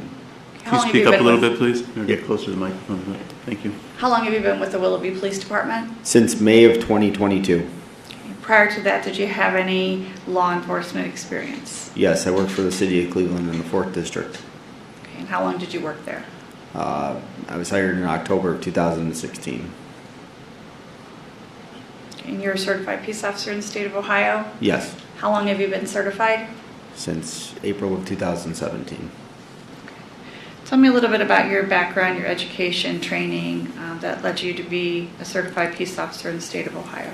Went to the Ohio State Highway Patrol Academy, followed up by additional 12 weeks of training with the City of Cleveland, their police academy, and then I also have gone through training with the City of Willoughby. Okay. And have you had any specialized training regarding traffic stops, traffic infractions, or drug interdiction? Yes, Can you please explain a little bit about that? I've been to Northeast Counter Drug in Pennsylvania for interdiction classes. I took a HITS training class for interdiction, and I took Blue to Gold advanced traffic stops as well. Okay. All right, back on February 10th of this year, were you working for the Willoughby Police Department? Yes, In what capacity? I was on patrol. Okay. And what shift and hours would you have been working on that day? I would have started my shift at 7 p.m. and got off at 7 a.m. What were your duties and responsibilities that day? I would have been in charge of I would have been patrolling Zone 1, so Lost Nation, Lakeshore area. And when you say patrolling, what were you doing? Driving around looking for laws, people. I'm enforcing the laws and the ordinances of the City of Willoughby and the state of Ohio. Okay, were you in uniform on that day? Yes, And were you dressed as similar to as you are today? yes, Okay. And were you in a marked patrol car as well? yes. Okay. Your patrol cars, are they equipped with any kind of recording devices? They are. What about any kind of body cam or anything like that? for the We have a mic that should sync up with our dash cams inside of our vehicle. Okay. When you said should, explain that to me. Occasionally they do go out. The battery will die on them, or occasionally they don't sync up, and we have to, try to get it to resync up, and sometimes it doesn't. It takes a day or two to sync up. And so where would that normally be on your uniform if you had the mic? I usually keep it right here on my vest, which is right to the left, right of my taser. Okay. On this particular day, did you have a working mic? No, it was not working. Okay. And so what did you do with it? I was in the cradle. I was in the cradle where it charges and also syncs up. It's the same thing. In the station or in your car? In the car. Okay. And was your dash cam or cruiser cam, was that working on that day? Yes. During the course of your work on that day, then, did you come in contact with Richard Gow? I did. Can you please explain to me how that happened, starting with where you first observed him. Area of Lost Nation in Kennedy. I observed a vehicle in the right northbound lane on Lost Nation. I watched it slowly merge into the left northbound lane and then merge back over into the right lane. It caught my attention, at which time I started to record because I didn't know. I started the recording function on my dash cam because I didn't know what exactly was going on with the vehicle in front of me. And then as it approaches Plains Court, it slows down quite a bit and then makes a right-hand turn onto Plains Court without a turn signal. At that time, I initiated a traffic stop on the vehicle. What time of day was this when you first observed the defendant? About 2 a.m. in the morning. Okay. Tell me about the area of Lost Nation around where this occurred. North end of Lost Nation, we have bars in the area. We have other issues on the north end with drugs, methamphetamine, crack, things of that nature. Okay. And so you're patrolling the area in Lost Nation at around 2 o'clock in the morning. What kinds of things are you looking for? I'm looking for OBIs. I'm looking for people, I'm looking for drug activity, that kind of. Okay, so when you observed this vehicle kind of go over the line, ride the line, and then you not use a signal, what did you think was going on with this individual? Possibly an OBI. Okay, and so then you initiated a traffic stop? Yes. What were the traffic violations that you had observed that you were stopping this vehicle for? Marked lanes and turn signals. Okay. When you then pulled the vehicle over, what, if anything, did you observe?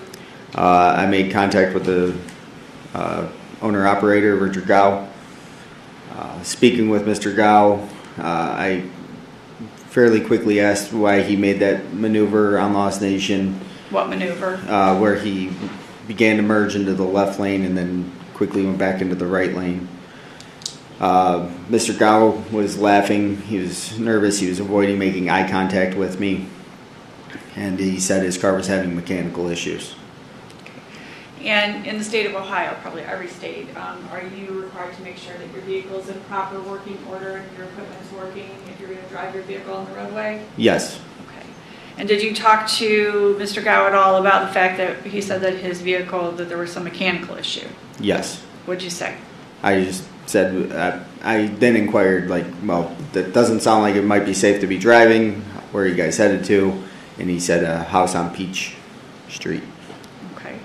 And describe his demeanor. Again, not making eye contact with me. He was nervous. He was laughing.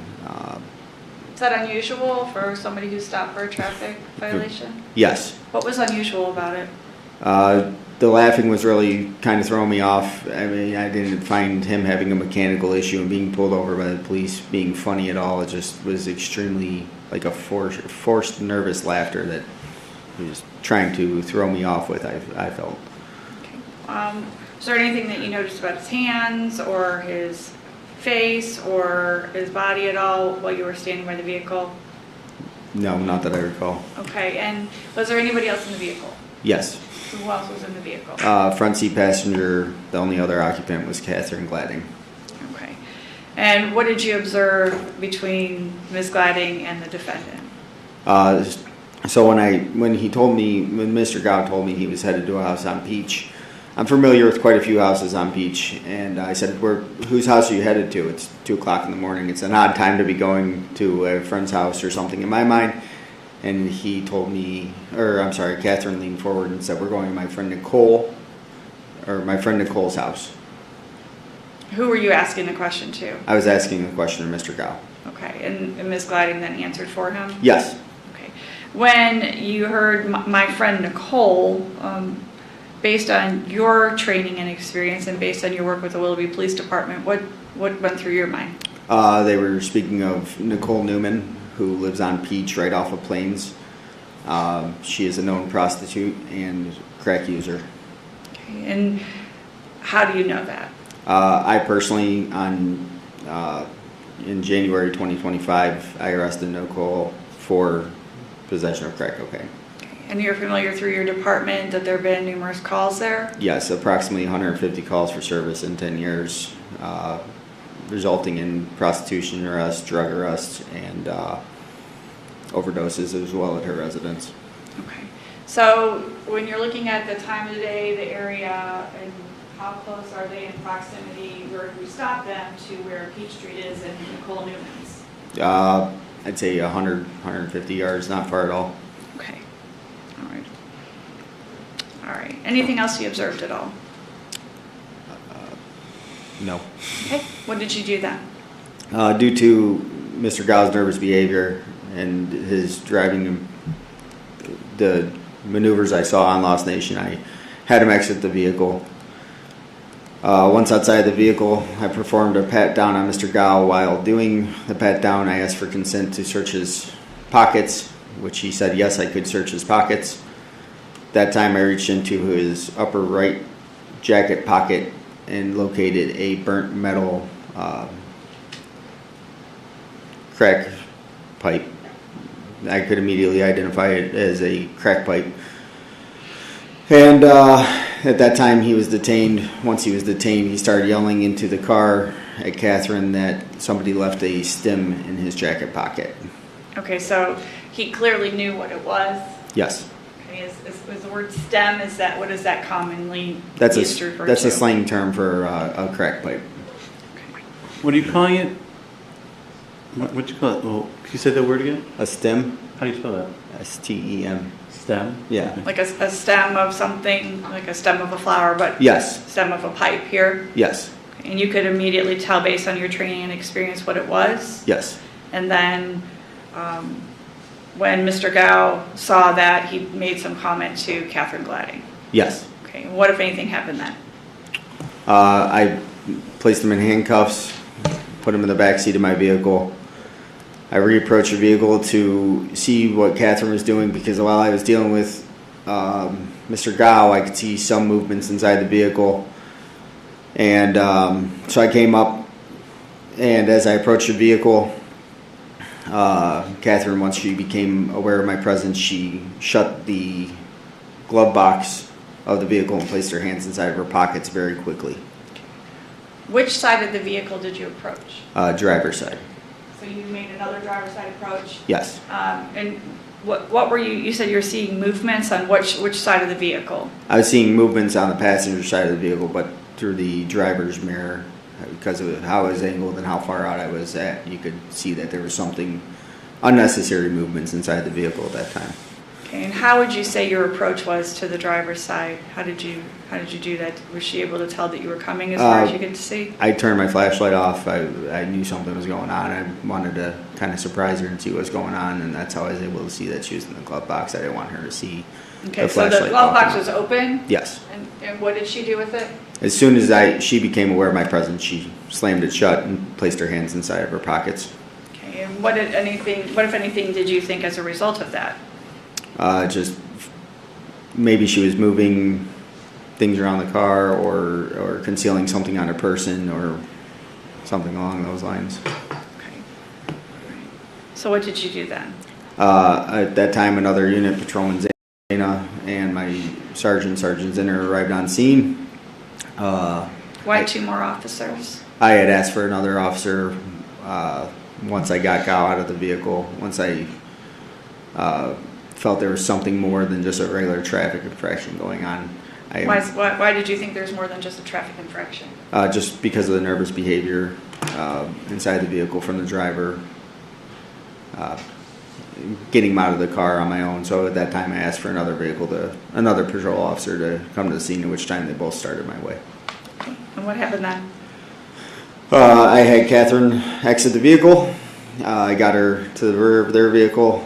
I observed her pockets have a lot of random things in papers and chapsticks and keys and all kinds of stuff. They were just loaded. So performed a pat down. I placed her in handcuffs, and then I put her in the back of Sergeant Zinner's patrol vehicle and requested a female officer to come and search Catherine.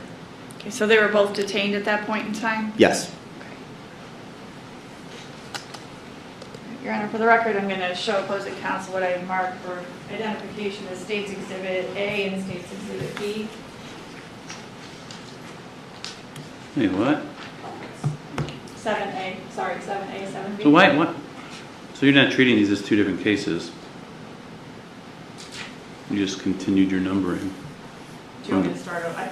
I could do it again. I could do it as W1A. Why W? Willoughby? Just one. Well, I don't know. How do you want, Mary? Okay. All right, I'll change it. Just I'll one. change it to 1. Yeah. So where does Willoughby start on this list of your exhibits? 5 or 6? It would start at, let's see my list, hold on.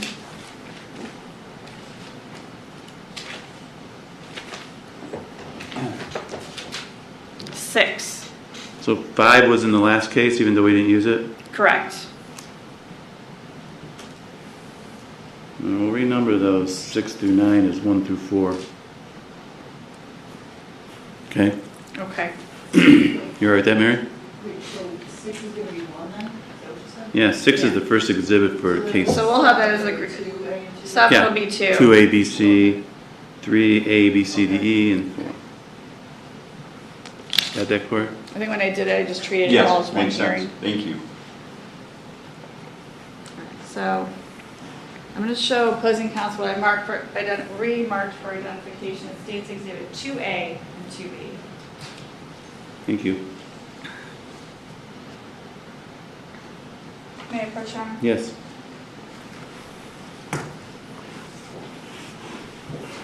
May I ask you to take a look at those and tell me if you know what those are?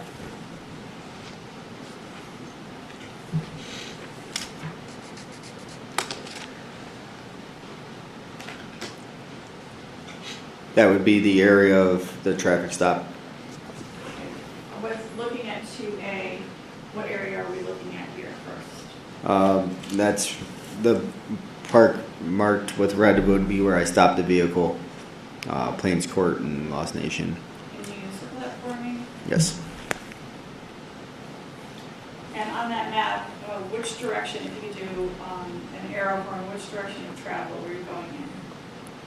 He pulled From Lost Nation.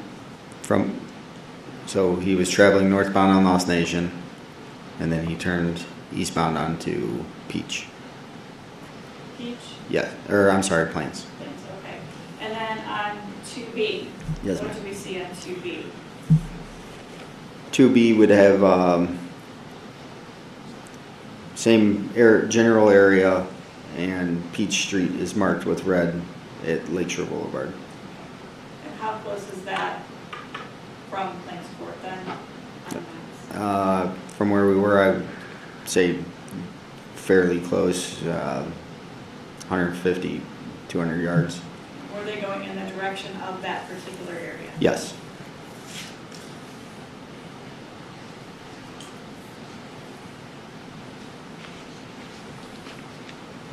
Okay, Officer Braun, was this traffic stop, was it documented in any way? Yes. How was it documented? I mean, I did the citations for the moving violation. I also did a report out of for the whole traffic stop. How about your cruiser? Was there a recording from your cruiser? Yes, the dash cam as well. Okay, were there dash cams from other cruisers as well? Yes. Did you have an opportunity to look at your dash cam cruiser, or your dash cam video from your cruiser? Yes. Your Honor, I'm showing now what's been marked as State's Exhibit 1. Okay, thank you. Sure. Can you approach, Your Honor? Yeah, May. I'm going to show you what's been marked as State's Exhibit 1. Ask you to take a look at that, tell me if you recognize what that is. Yes, this is the flash drive, which contains video from my dash cam. Now, you've had an opportunity to look at your own dash cam and then also look at that particular flash drive, correct? Yes. Are those the same videos? Do they fairly accurately fit one another? Yes. And what occurred on that tape? Correct. What cruiser number were you on that tape? 819. And were there the two other cruisers? Do you know the numbers of the two other cruisers? It'd be 820, Patrolman Zana's K9 car, and the other vehicle is the pickup truck, which is Sergeant Zinner's patrol vehicle is 808. And at this time, I would move for the admission of this and to play the video for court. Any objection? No All objection. right, that'll be admitted.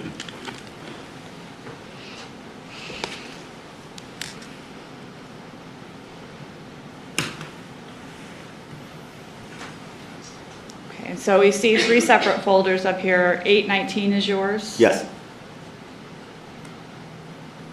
Sorry. And we see 2 different streams. What's the difference between the 2 streams? Stream 1, I believe, is going to be the frontward facing camera, and stream 3 would be the rear seat camera. Okay.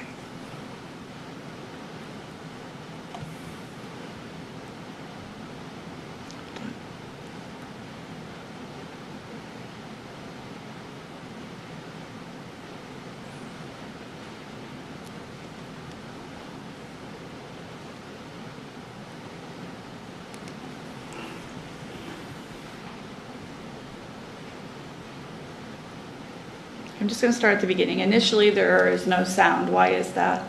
The first 30 seconds until I activate the recording, it goes on a loop and revert, like 30 seconds prior to where I hit the record to... Okay. So we're not hearing this because it's gone, you've turned on your camera, but it's going backwards 30 seconds? Yes. Okay. And where are we, and what do we see here? I had just turned off of Fairway Glen onto Lost Nation, right in front of Willoughby Fire Station number 2, approaching Hodgson.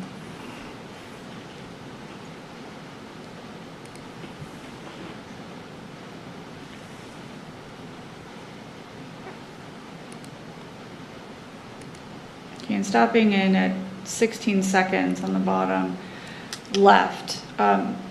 Are you able to see this vehicle yet? I know it's difficult for us on the screen, but were you able to see the vehicle? Yes, I'm able to actually see 2 vehicles. One would be Mr. Gao is in the right lane, and the left one is an unknown vehicle.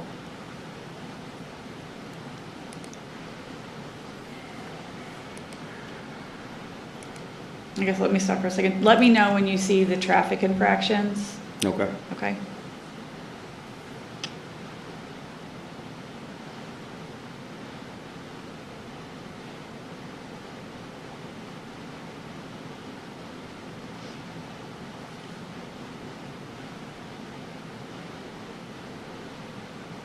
Right about there, you're starting to go left. So the 2 lights that we see kind of in the middle, far away though, that's the defendant's vehicle? Yes. Okay. And now he's starting to straddle the line right about there. Okay, that's about like 50 seconds in. Yeah.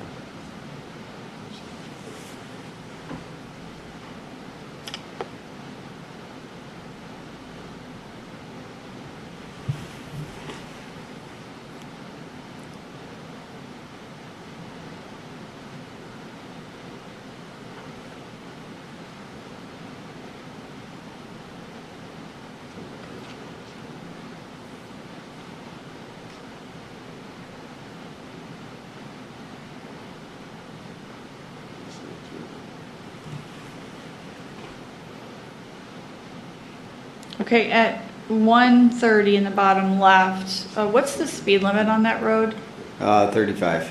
Okay, and you said that you mentioned something about him slowing. What? Yeah, I didn't document his speed. I'm more or less paying attention to him, but I mean, even watching the video, it's clear to me that he's doing what I'm estimating is maybe 20 miles an hour. He slowed down quite a bit once I got close to him, once became aware of my presence. Okay, is that unusual when people see a police officer or no police officers by them to slow down? Yes, in my mind, he reacted to me being in the area.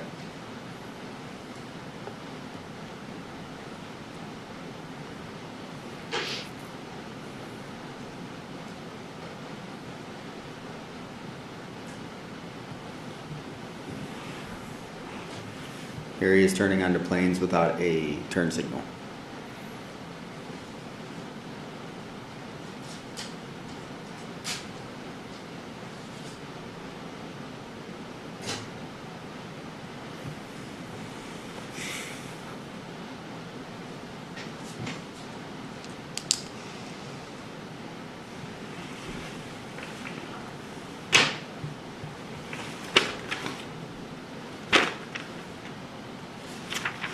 I'm going to pause for a second here. We're still not hearing any audio. Why is that? It's unbeknown to me, it was working just fine the other day. It should have, when I hit the recording, What's the, what do you have Xed out there on the left? Oh, did it? That's not, oh, that's not That's volume. not it.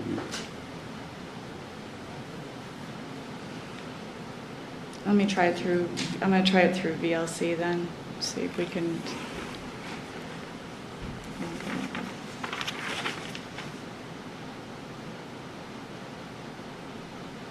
Still can't hear anything.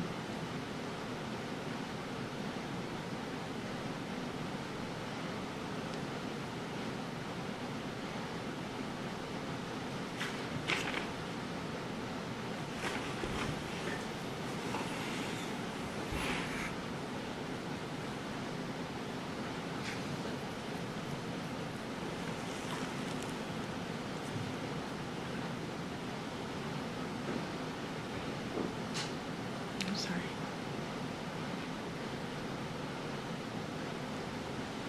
Okay, I'm going to stop. It says it's 5:59 at the bottom. What are you doing at this point in time outside the vehicle? so I made a driver's side approach. That's where I was speaking with Mr. Gao.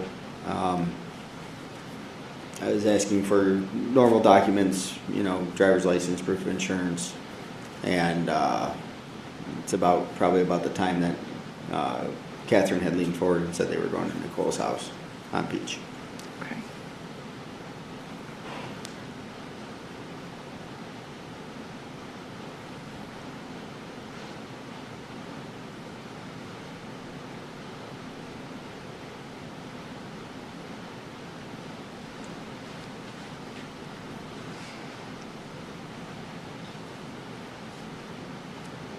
I do believe at that time I was waiting for them to look for the insurance information for the vehicle.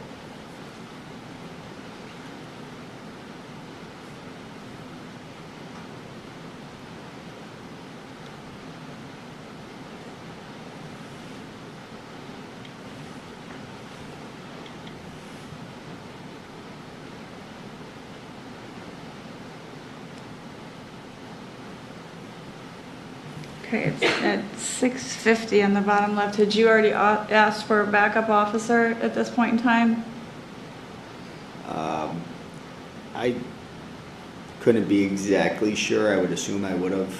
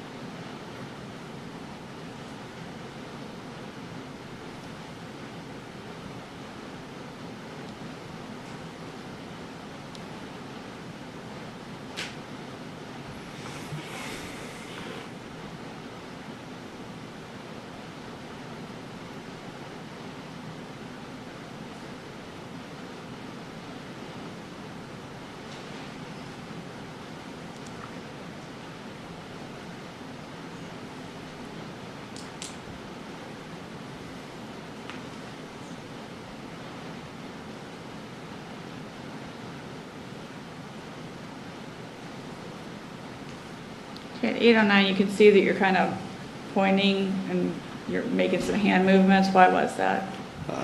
Probably saying you're going to Nicole's house on Peach, pointing in that general direction of where she lives. Is that the general direction of where that is? Yes. Okay.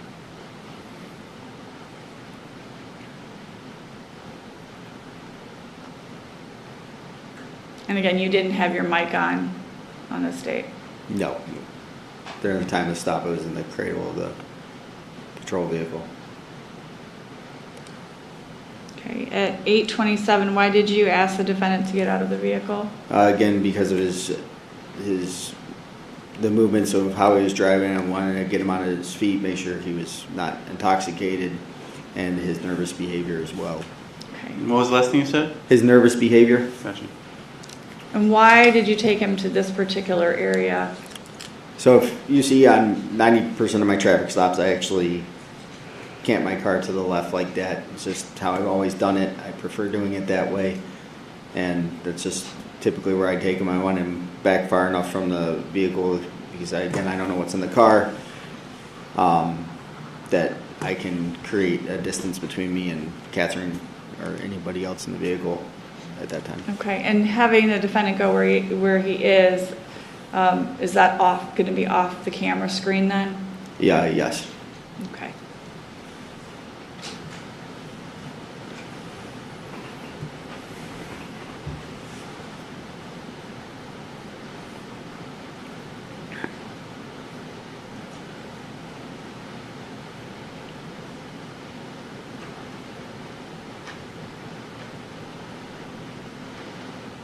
Okay, at 8:48, have you done the pat down? I've done the pat down and I had just asked for permission to check his pockets, which he said yes I could.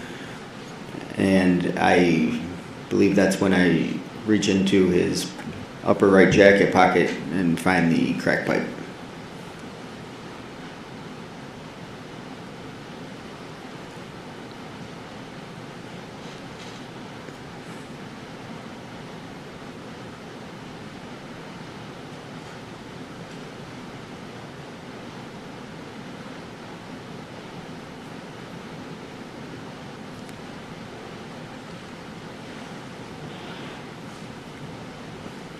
Okay, at 9:15, you're completely on screen. What's going on that we can't see? He was just handcuffed, and he was just handcuffed, and I believe I would proceed to take him to the back seat of my patrol vehicle. Okay. Do you know if the other officers had arrived by then? No, I believe they arrived shortly after this. Okay.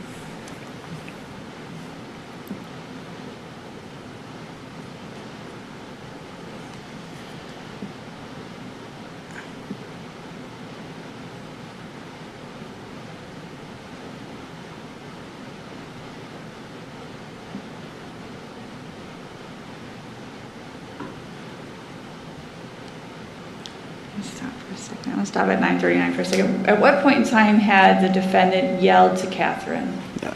When I was placing him in handcuffs and taking him back towards my patrol vehicle, that's when he began yelling. Okay, were the windows down in the vehicle? Yes, they were.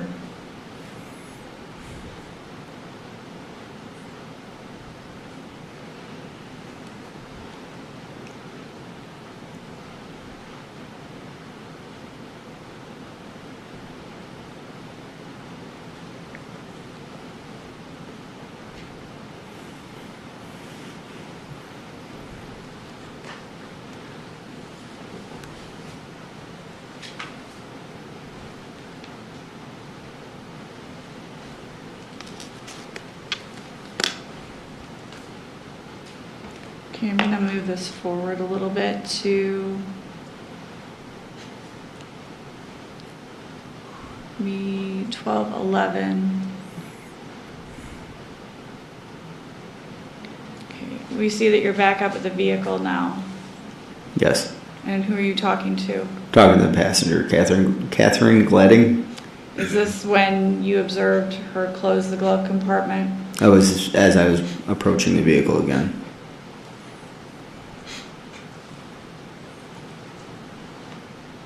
And then do you ultimately get her out of the vehicle? I do. I get another.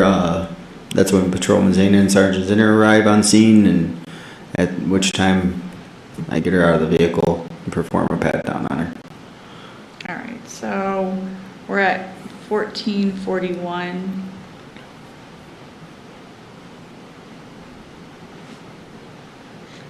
Who do we see coming in at 14:50 into the screen? That's Patrolman Zana.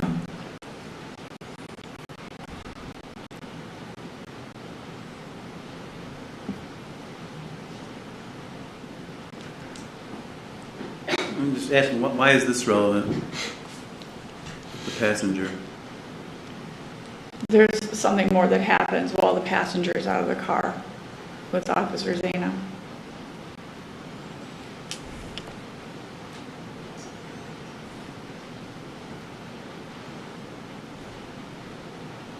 Should be.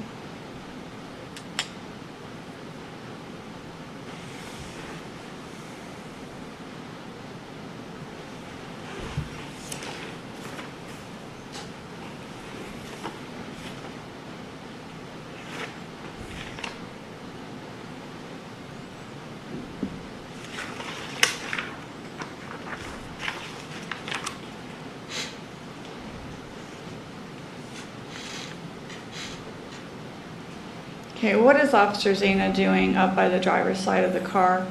He's looking in plain view inside the vehicle, and he's shining his flashlight at the visor, the roof or the visor area of the driver's side. Okay, and did you ultimately then search the vehicle? Patrolman Zana did. Okay, what was in that particular area? Or There's a bag of crack cocaine in the driver's visor. And was there a search of the vehicle based on the stem and what you had located on the defendant? Yes. Okay, why did you do the search of the vehicle at that point in time? I mean, it was the driver had drug paraphernalia on him. There's definitely drugs inside the car. Was there anything further that you did at that time? And then so after we searched the vehicle, I read Mr. Gawa's rights. Well, prior to that, what did you locate in the vehicle other than what was in the visor? What else was Patrolman Zana also located 2 other additional crack pipes in the center console and a digital scale on the driver's side door. Okay. And the visor was pretty apparent. If you looked up, you could see it? Yes. Why didn't you see it when you came up to the vehicle? I'm trained to watch people's hands. I was mostly watching his hands when I was speaking with him. So that's what you were watching rather than looking as more around the vehicle? Yes, it's 2 of them. I'm on my own. Just more or less watching their movements. Okay, and this individual, Richard Gow from Willoughby, on this incident in Willoughby on Lost Nation Road, do you see him in the courtroom today? Yes. Can you please point him out and describe what he's wearing? He's wearing a blue t-shirt at the defense table. Does the record reflect the identification, Your Honor? Record may so reflect. Nothing further at this time, Your Honor. Cross-examination, Mr. Hinton. Thank you, Your Honor.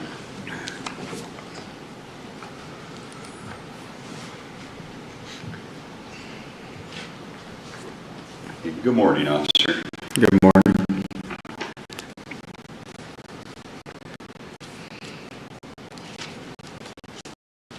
You indicated that while on patrol in the area of Lost Nation Road, you observed a gray 2008 Chevrolet SUV. Is that correct? Yes.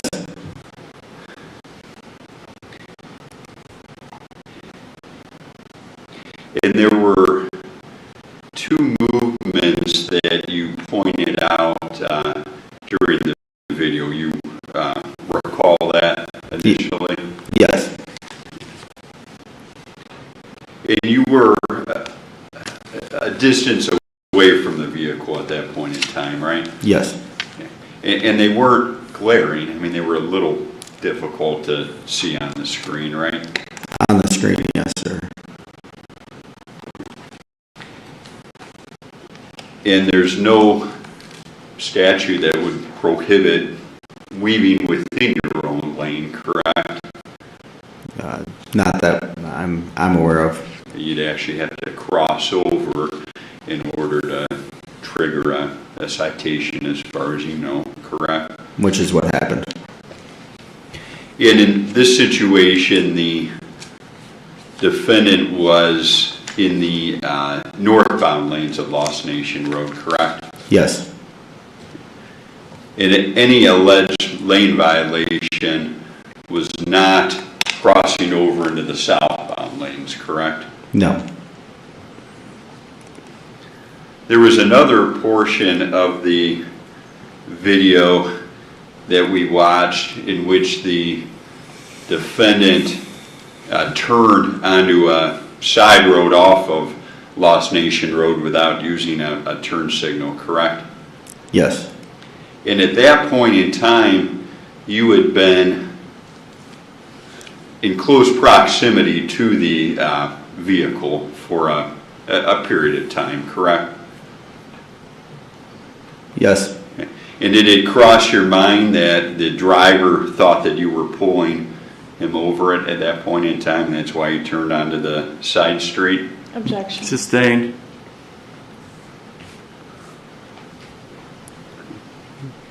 My overhead. I sustained it. You don't have to answer that. Sorry. Thank you. Now, you hadn't pulled over the vehicle based on the initial two alleged observations, correct? Yes, over the marked lanes violation and no turn signal. And it wasn't until the no turn signal that I think what he asked was you turned. had not pulled him over based on just the marked lanes. It was after the turn signal when you pulled him over. Is that what your question was? Yes, Your Honor. Is that correct? Thank you. Yes, I had 2 violations to stop him for at that time. And that's when you turned on your lights, was after you observed the lack of the turn signal. Yes. And again, when that happened, you were in a different lane, but in very close proximity to the defendant's vehicle when the turn took place, correct? Correct. And is it common for folks when you pull them over on a main road that if there is a nearby side road that they would turn onto that to get out of traffic? No, they usually stop where I light the turn, where I light them up. Have you had folks do that before, though? Well, yes.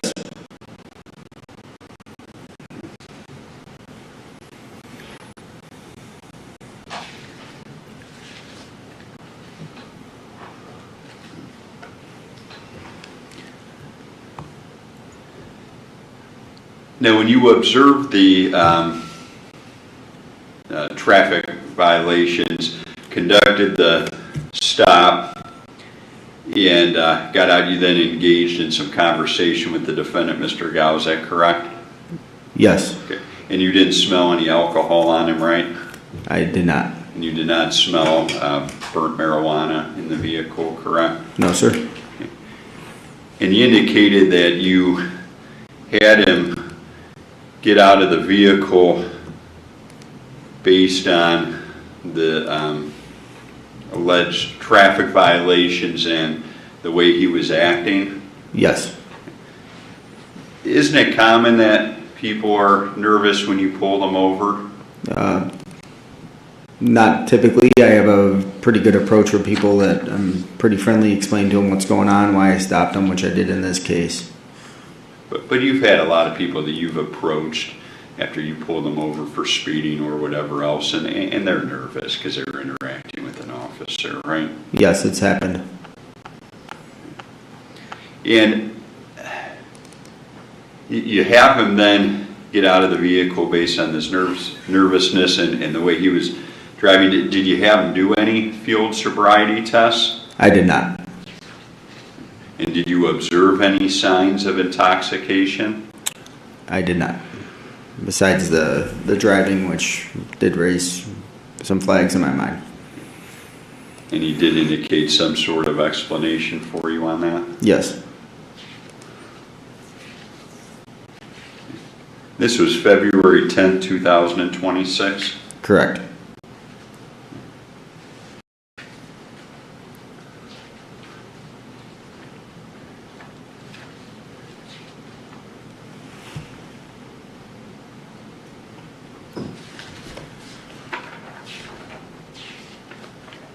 And as far as the citation you issued for the driving, it was driving in marked lanes and turn and stop signals, correct? Yes. No additional equipment violations? No.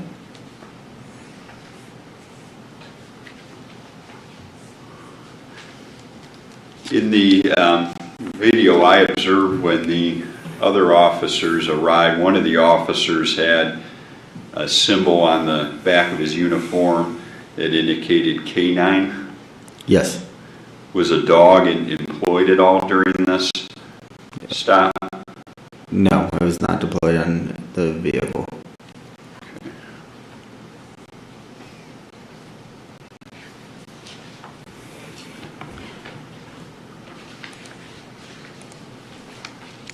Okay.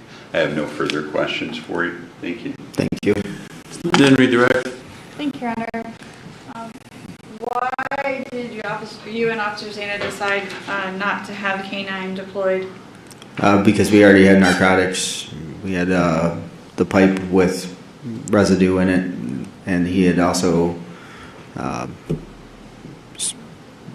he had a pipe with narcotics in it on his person. So we had probable cause to get inside the vehicle at that point. Okay. And were there any other issues with the vehicle that you didn't cite? It had a lot of exhaust. But you're not gonna, you didn't cite them for that kind of thing, but there were other issues with the vehicle? Yes. Now, from the time that you saw the defendant's vehicle start to slow down, approximately how many streets did you pass before you got to where he decided to turn without a signal? I believe Ninadel and also an apartment complex as well. Okay, so there's other places he could have turned in? Yes. And you were close to him during those periods of time? Yes. And how would you describe the traffic that evening? Fairly light. Okay. Would it be feasible to pull over on Lost Nation during that time of day? Yes. Okay, did he do that? No. And the street that he did turn on without the signal, does that lead to Peach Street? It does. Specifically, the side Nicole Newman's house is on of Peach. Okay. And in terms of the lanes violations, had you planned to pull him over because of the lanes violations? Yes. Okay. Was there anything else that occurred after that that led you to think even more so that you would pull him over, or had you already made that decision? As soon as I started recording, which was when I saw the lanes violations, I started recording.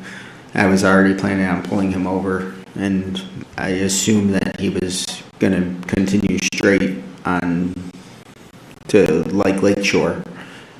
And I would have, after Peach Street, I probably would have got behind him and pulled him over close to Lost Nation Lakeshore area. Okay, all right. Nothing further, thank you, Your Honor. Recross-examination? No further questions, Your Honor. All right, you may step down, sir. Thank you. Thank you. Does the state have any further witnesses? Yes, Officer Zana, Taylor Zana.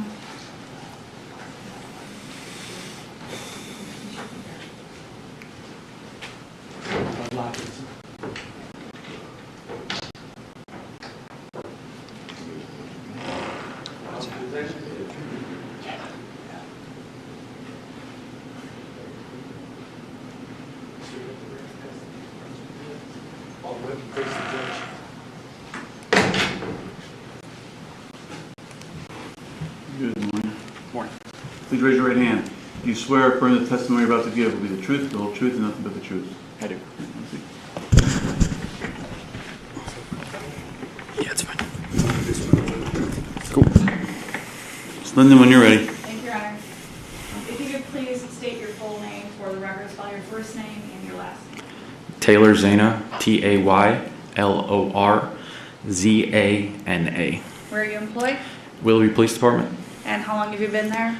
5 years. Okay, any other prior law enforcement experience? 3.5 years with Bracknell Police Department. Okay, certified peace officer in the state of Ohio? Yes, Okay, how long have you been certified? since 2018. Okay. Back on February 10th of 2026, were you working on that date for the Willoughby Police Department? Yes, And what shift and hours would you have been working?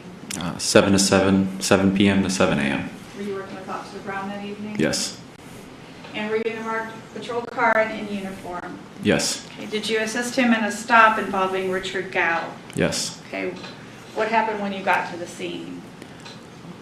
I arrived on scene with Sergeant Zinner. I believe Mr. Gow was out of the vehicle and Fred was speaking, or Patrolman Brown was speaking with him. I walked up to the car with Sergeant Zinner. I was on the driver's side, Zinner was on the passenger side. Windows were open. We're just kind of looking inside the car from outside. I could see that there was a plastic baggie that was in the driver's side visor, the shade that comes down. From there, I asked Zinner if he could see what it was, if he can see if it contained anything. He said he couldn't really see. We got back. What did you think it was? I thought it was a baggie for narcotics. Why did you think that? It's consistently, when we stop people when they have narcotics, they're usually in a baggie. I mean, even for canine training, we use baggies too when we're setting out narcotics. And how many times have you done a traffic stop where you've seen that kind of packaging and that being drugs? Multiple. A lot. More than 10? Yes. More than 100? I couldn't say 100. Okay. All right. So for you, that was actually consistent with narcotics? Yes. Okay. And did you convey that information at all to anyone else? Sergeant Zinner. I asked him if he could see it. I eventually told Fred about it, and then when I told Fred, he said that he found crack pipes in Gow's pocket, and then I asked him if we can search the car, and he said yeah. And so did you do the search as a result of that? Yes. Based on what you saw in the visor, and when you did the search, did you locate anything there? Additional or just? Did you locate anything that was narcotics in that particular area? Correct. When I pulled the plastic baggie from the visor and I put it on the seat, I can see that what was inside the bag was consistent with narcotics. Okay. Anything else that you found in the vehicle? I found a scale. Where was that? I believe it was in the door pocket, the driver's side door pocket. And then in the center console, we found additional crack pipes. Okay. And why did you not, you had your canine with you. Why didn't you deploy your canine on that day? Fred said that we already had probable cause to search the vehicle. Based on the staff? Yes. Nothing further, Your Honor. Cross-examination. Thank you, Your Honor. How are you? Morning, officer. When you approached the vehicle and began making your observations, Mr. Gow, the defendant of this case driver, was already out of the vehicle, correct? Correct. And he was engaging with Officer Brown. Yes. And as far as the probable cause that you mentioned, that was based on the fact that there was a suspected crack pipe found on Mr. Gow's person? Correct. Okay. Thank you. Redirect examination. Nothing further, Your Honor. Thank Mitchell, you. you may step down. Thank you. Statement called to next witness. State has nothing further, Your Honor, and we would rest. All right, so exhibits I have here, could be wrong, but I have Lily Cruiser video 819, Yes. not 820, correct? Correct. So it's all on the same. Oh, it's on the same one. It's All on right. the same, but it would only be 819. And if the court would like, I could take 808 and 820 off this drive. Yeah, we should. Don't you agree with that? Yeah. I agree, Your Honor. Yeah, just leave 819 on exhibit 1. And then for the maps of the area, it was just A and B, Yes, Your Honor. and that was it, right? Yes, Your Honor. So any objection to that too, for the two maps? No, Your All Honor. right, those 2A and B will be admitted as well. Okay, 819 is the only one left on this All right, drive good. then, Your Honor. Perfect. Make sure you get that to Mary then.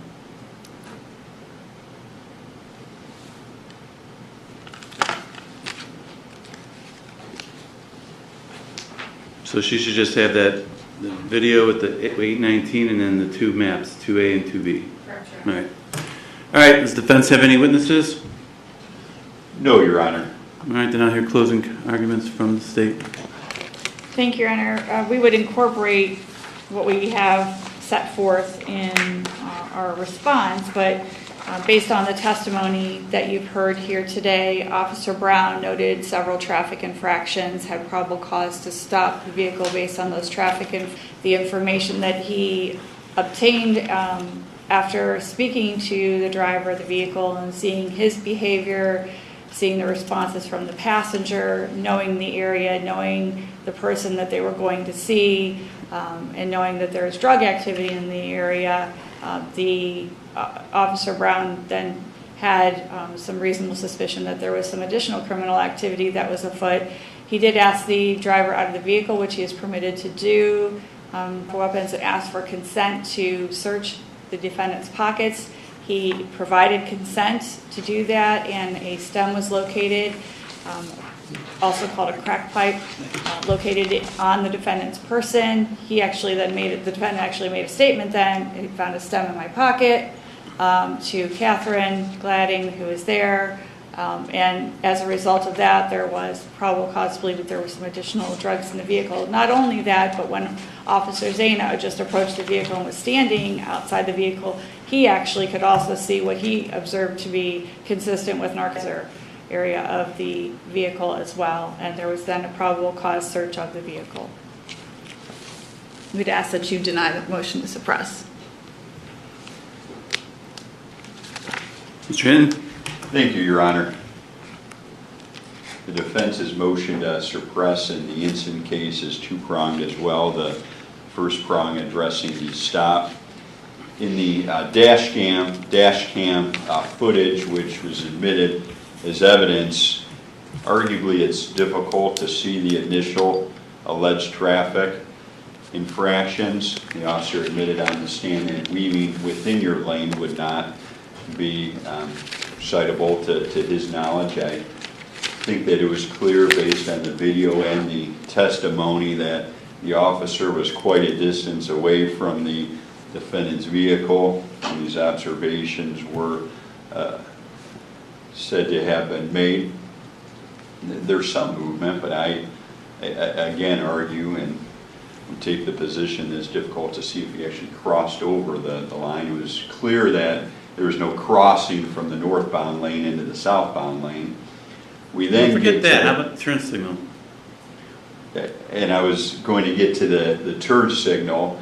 It's our position on that issue that the officer, even though he didn't have his lights on, he was in very close proximity to the defendant, and the defendant was simply turning off to pull over for the officer. Now, I understand the lights weren't on and whatnot, but that's the position that we're taking as far as why a turn signal wasn't used in that situation. But So it shouldn't have been, he shouldn't have used it?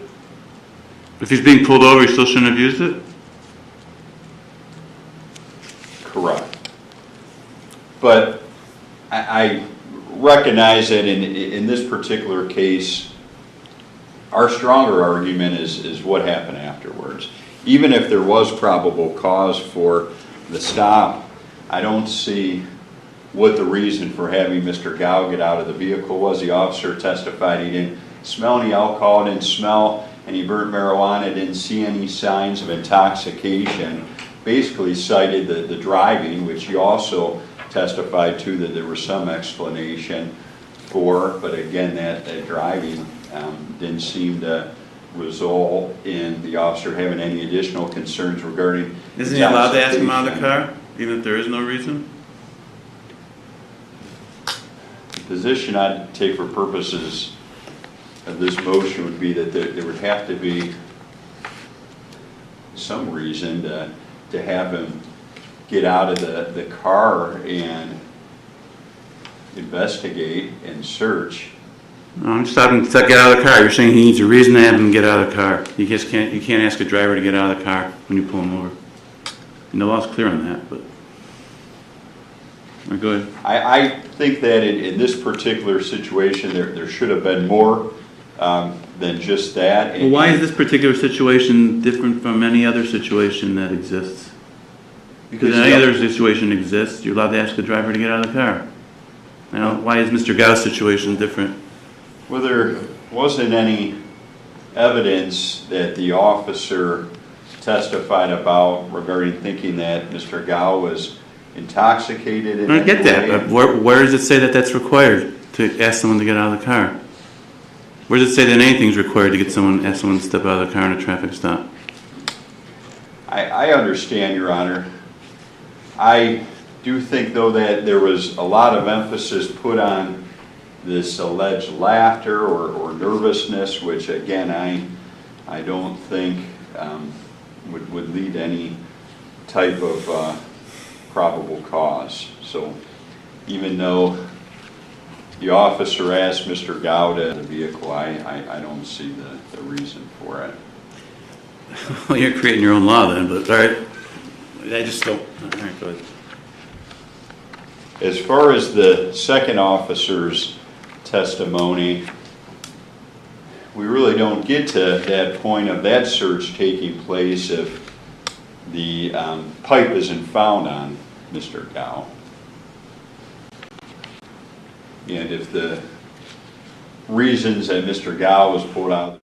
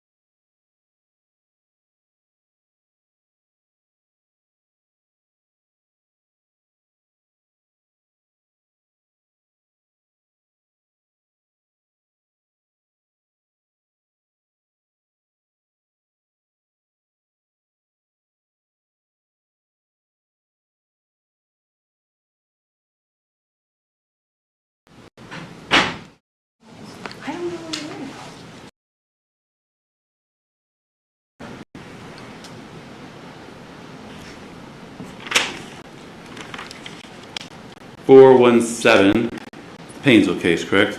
Make sure I'm Yes, on the Your right page. Court has considered the motion that was filed, the state's response, considered the evidence that was presented, the exhibits, as well as the arguments of counsel, and in considering all the foregoing, make the following findings. In this case, the testimony and evidence presented established that the defendant was pulled over for an equipment violation, specifically for not having rear license plate illuminated, and that was the basis for the stop. There is no evidence that was presented that it was illuminated. All the evidence that was presented was, in fact, that it wasn't illuminated. In fact, that was confirmed with the evidence that was presented during the stop when the officer, McLeod, was preparing the citation. He had Officer, it was Fowler, I believe, correct, was the name? Fowler, F-A-L-L-E-R. Fowler. Check, just to corroborate that the rear plates were not illuminated and there was no light. The defense makes the argument that he wasn't sure because he had that done. Well, the only reason he had that done was the way he testified was because the defendant had made a statement that it was illuminated. So he just verified that based on that statement, and in fact they weren't illuminated. So clearly had a basis to pull the car over on an equipment violation. They're allowed to do that. He approached the car, returned to the car to begin preparing the citation. First thing he did was check the TAC reports. Defense counsel makes an allegation that that was just wasting time and delaying to allow more time for the canine to get there. I disagree. It was only, I think, 4 minutes, if I'm remembering correctly. And it's just good police work. And he didn't do it just specifically in this case. He testified he does that in all cases. And he should do that in all cases, so you have a better idea of who you're dealing with, and you do that for your own safety, and again, it's good police work to do that. He then began writing the citation. 10 minutes after the stop, the canine arrived. So even if he hadn't checked the TAC reports, we're talking a total of only 10 minutes lapsed between the stop and between the canine arriving. 10 minutes is an extremely reasonable amount of time, or not an unreasonable amount of time, I should say, to write a citation. He hadn't completed the writing of the citation yet. He testified the average citation, I believe, is 12 to 15 minutes, which is reasonable. This was only 10 minutes. So it wasn't an extended period of time. There's no evidence that was presented that this stop was delayed in any manner to allow the canine unit and canine officer to arrive at the scene. Again, the court finds that 10 minutes from the stop until the time the officer arrived is extremely reasonable amount of time. It's not unreasonable amount of time that would be necessary to write a citation. So the fact that it wasn't completed at that point is not evidence that there was any intentional delay. It's not unreasonable. At that time when the canine arrived, the officer walked the canine around the vehicle. The canine alerted, which then provided probable cause to the officers to search the vehicle. So court finds, based on the foregoing, that there was a basis for the stop. There was probable cause to search the vehicle. There was not any unreasonable delay in keeping the defendant there to allow canine officer to arrive. The court therefore finds that the defendant's motion to suppress in this case is without merit and denies the motion. Now in case 26 CR 198, Officer Brown testified that he observed the vehicle ahead of him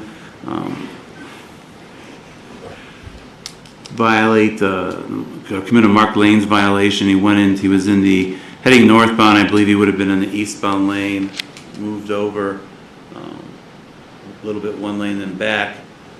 Did not go into the southbound lane, but nonetheless he went over the line of his lane, went back, but then he turned without a turn signal. So forget the whole even marked lane violation. He turned without a turn signal. I I guess the defense wants us to believe that defendant's a mind reader, knew exactly what was going to happen, so was pulling over before he was even ordered to pull over, and that's why he turned there and didn't use a turn signal. Well, even if he was being pulled over, he's still required to use a turn signal. He didn't use a turn signal. He committed a turn signal violation. The officer had the right to pull him over and stop the vehicle. At that point, the officer had the right to ask him to come out of the car. Now, he set forth different reasons why he did that. He was being very nervous. He avoided eye contact with the officer. He had this forced, nervous laughter,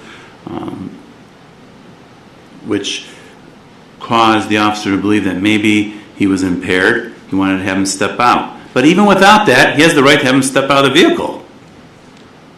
Mr. Gao isn't special, and that needs to have special rules for Mr. Gao that they don't have to have for every other citizen in this country. They have a right to have him step out of the vehicle, and he did. And then he asked him if he could search him, and he allowed it. And there's no evidence that this was not consensual. And he searched him and found the crack pipe. It's probable cause. Probable cause to arrest him. In addition to that, which will allow him to search, but in addition to that, Officer Zena observed narcotics in the car before the search. Observed the passenger closing up the glove compartment real quickly to conceal something. But he observed narcotics in the car.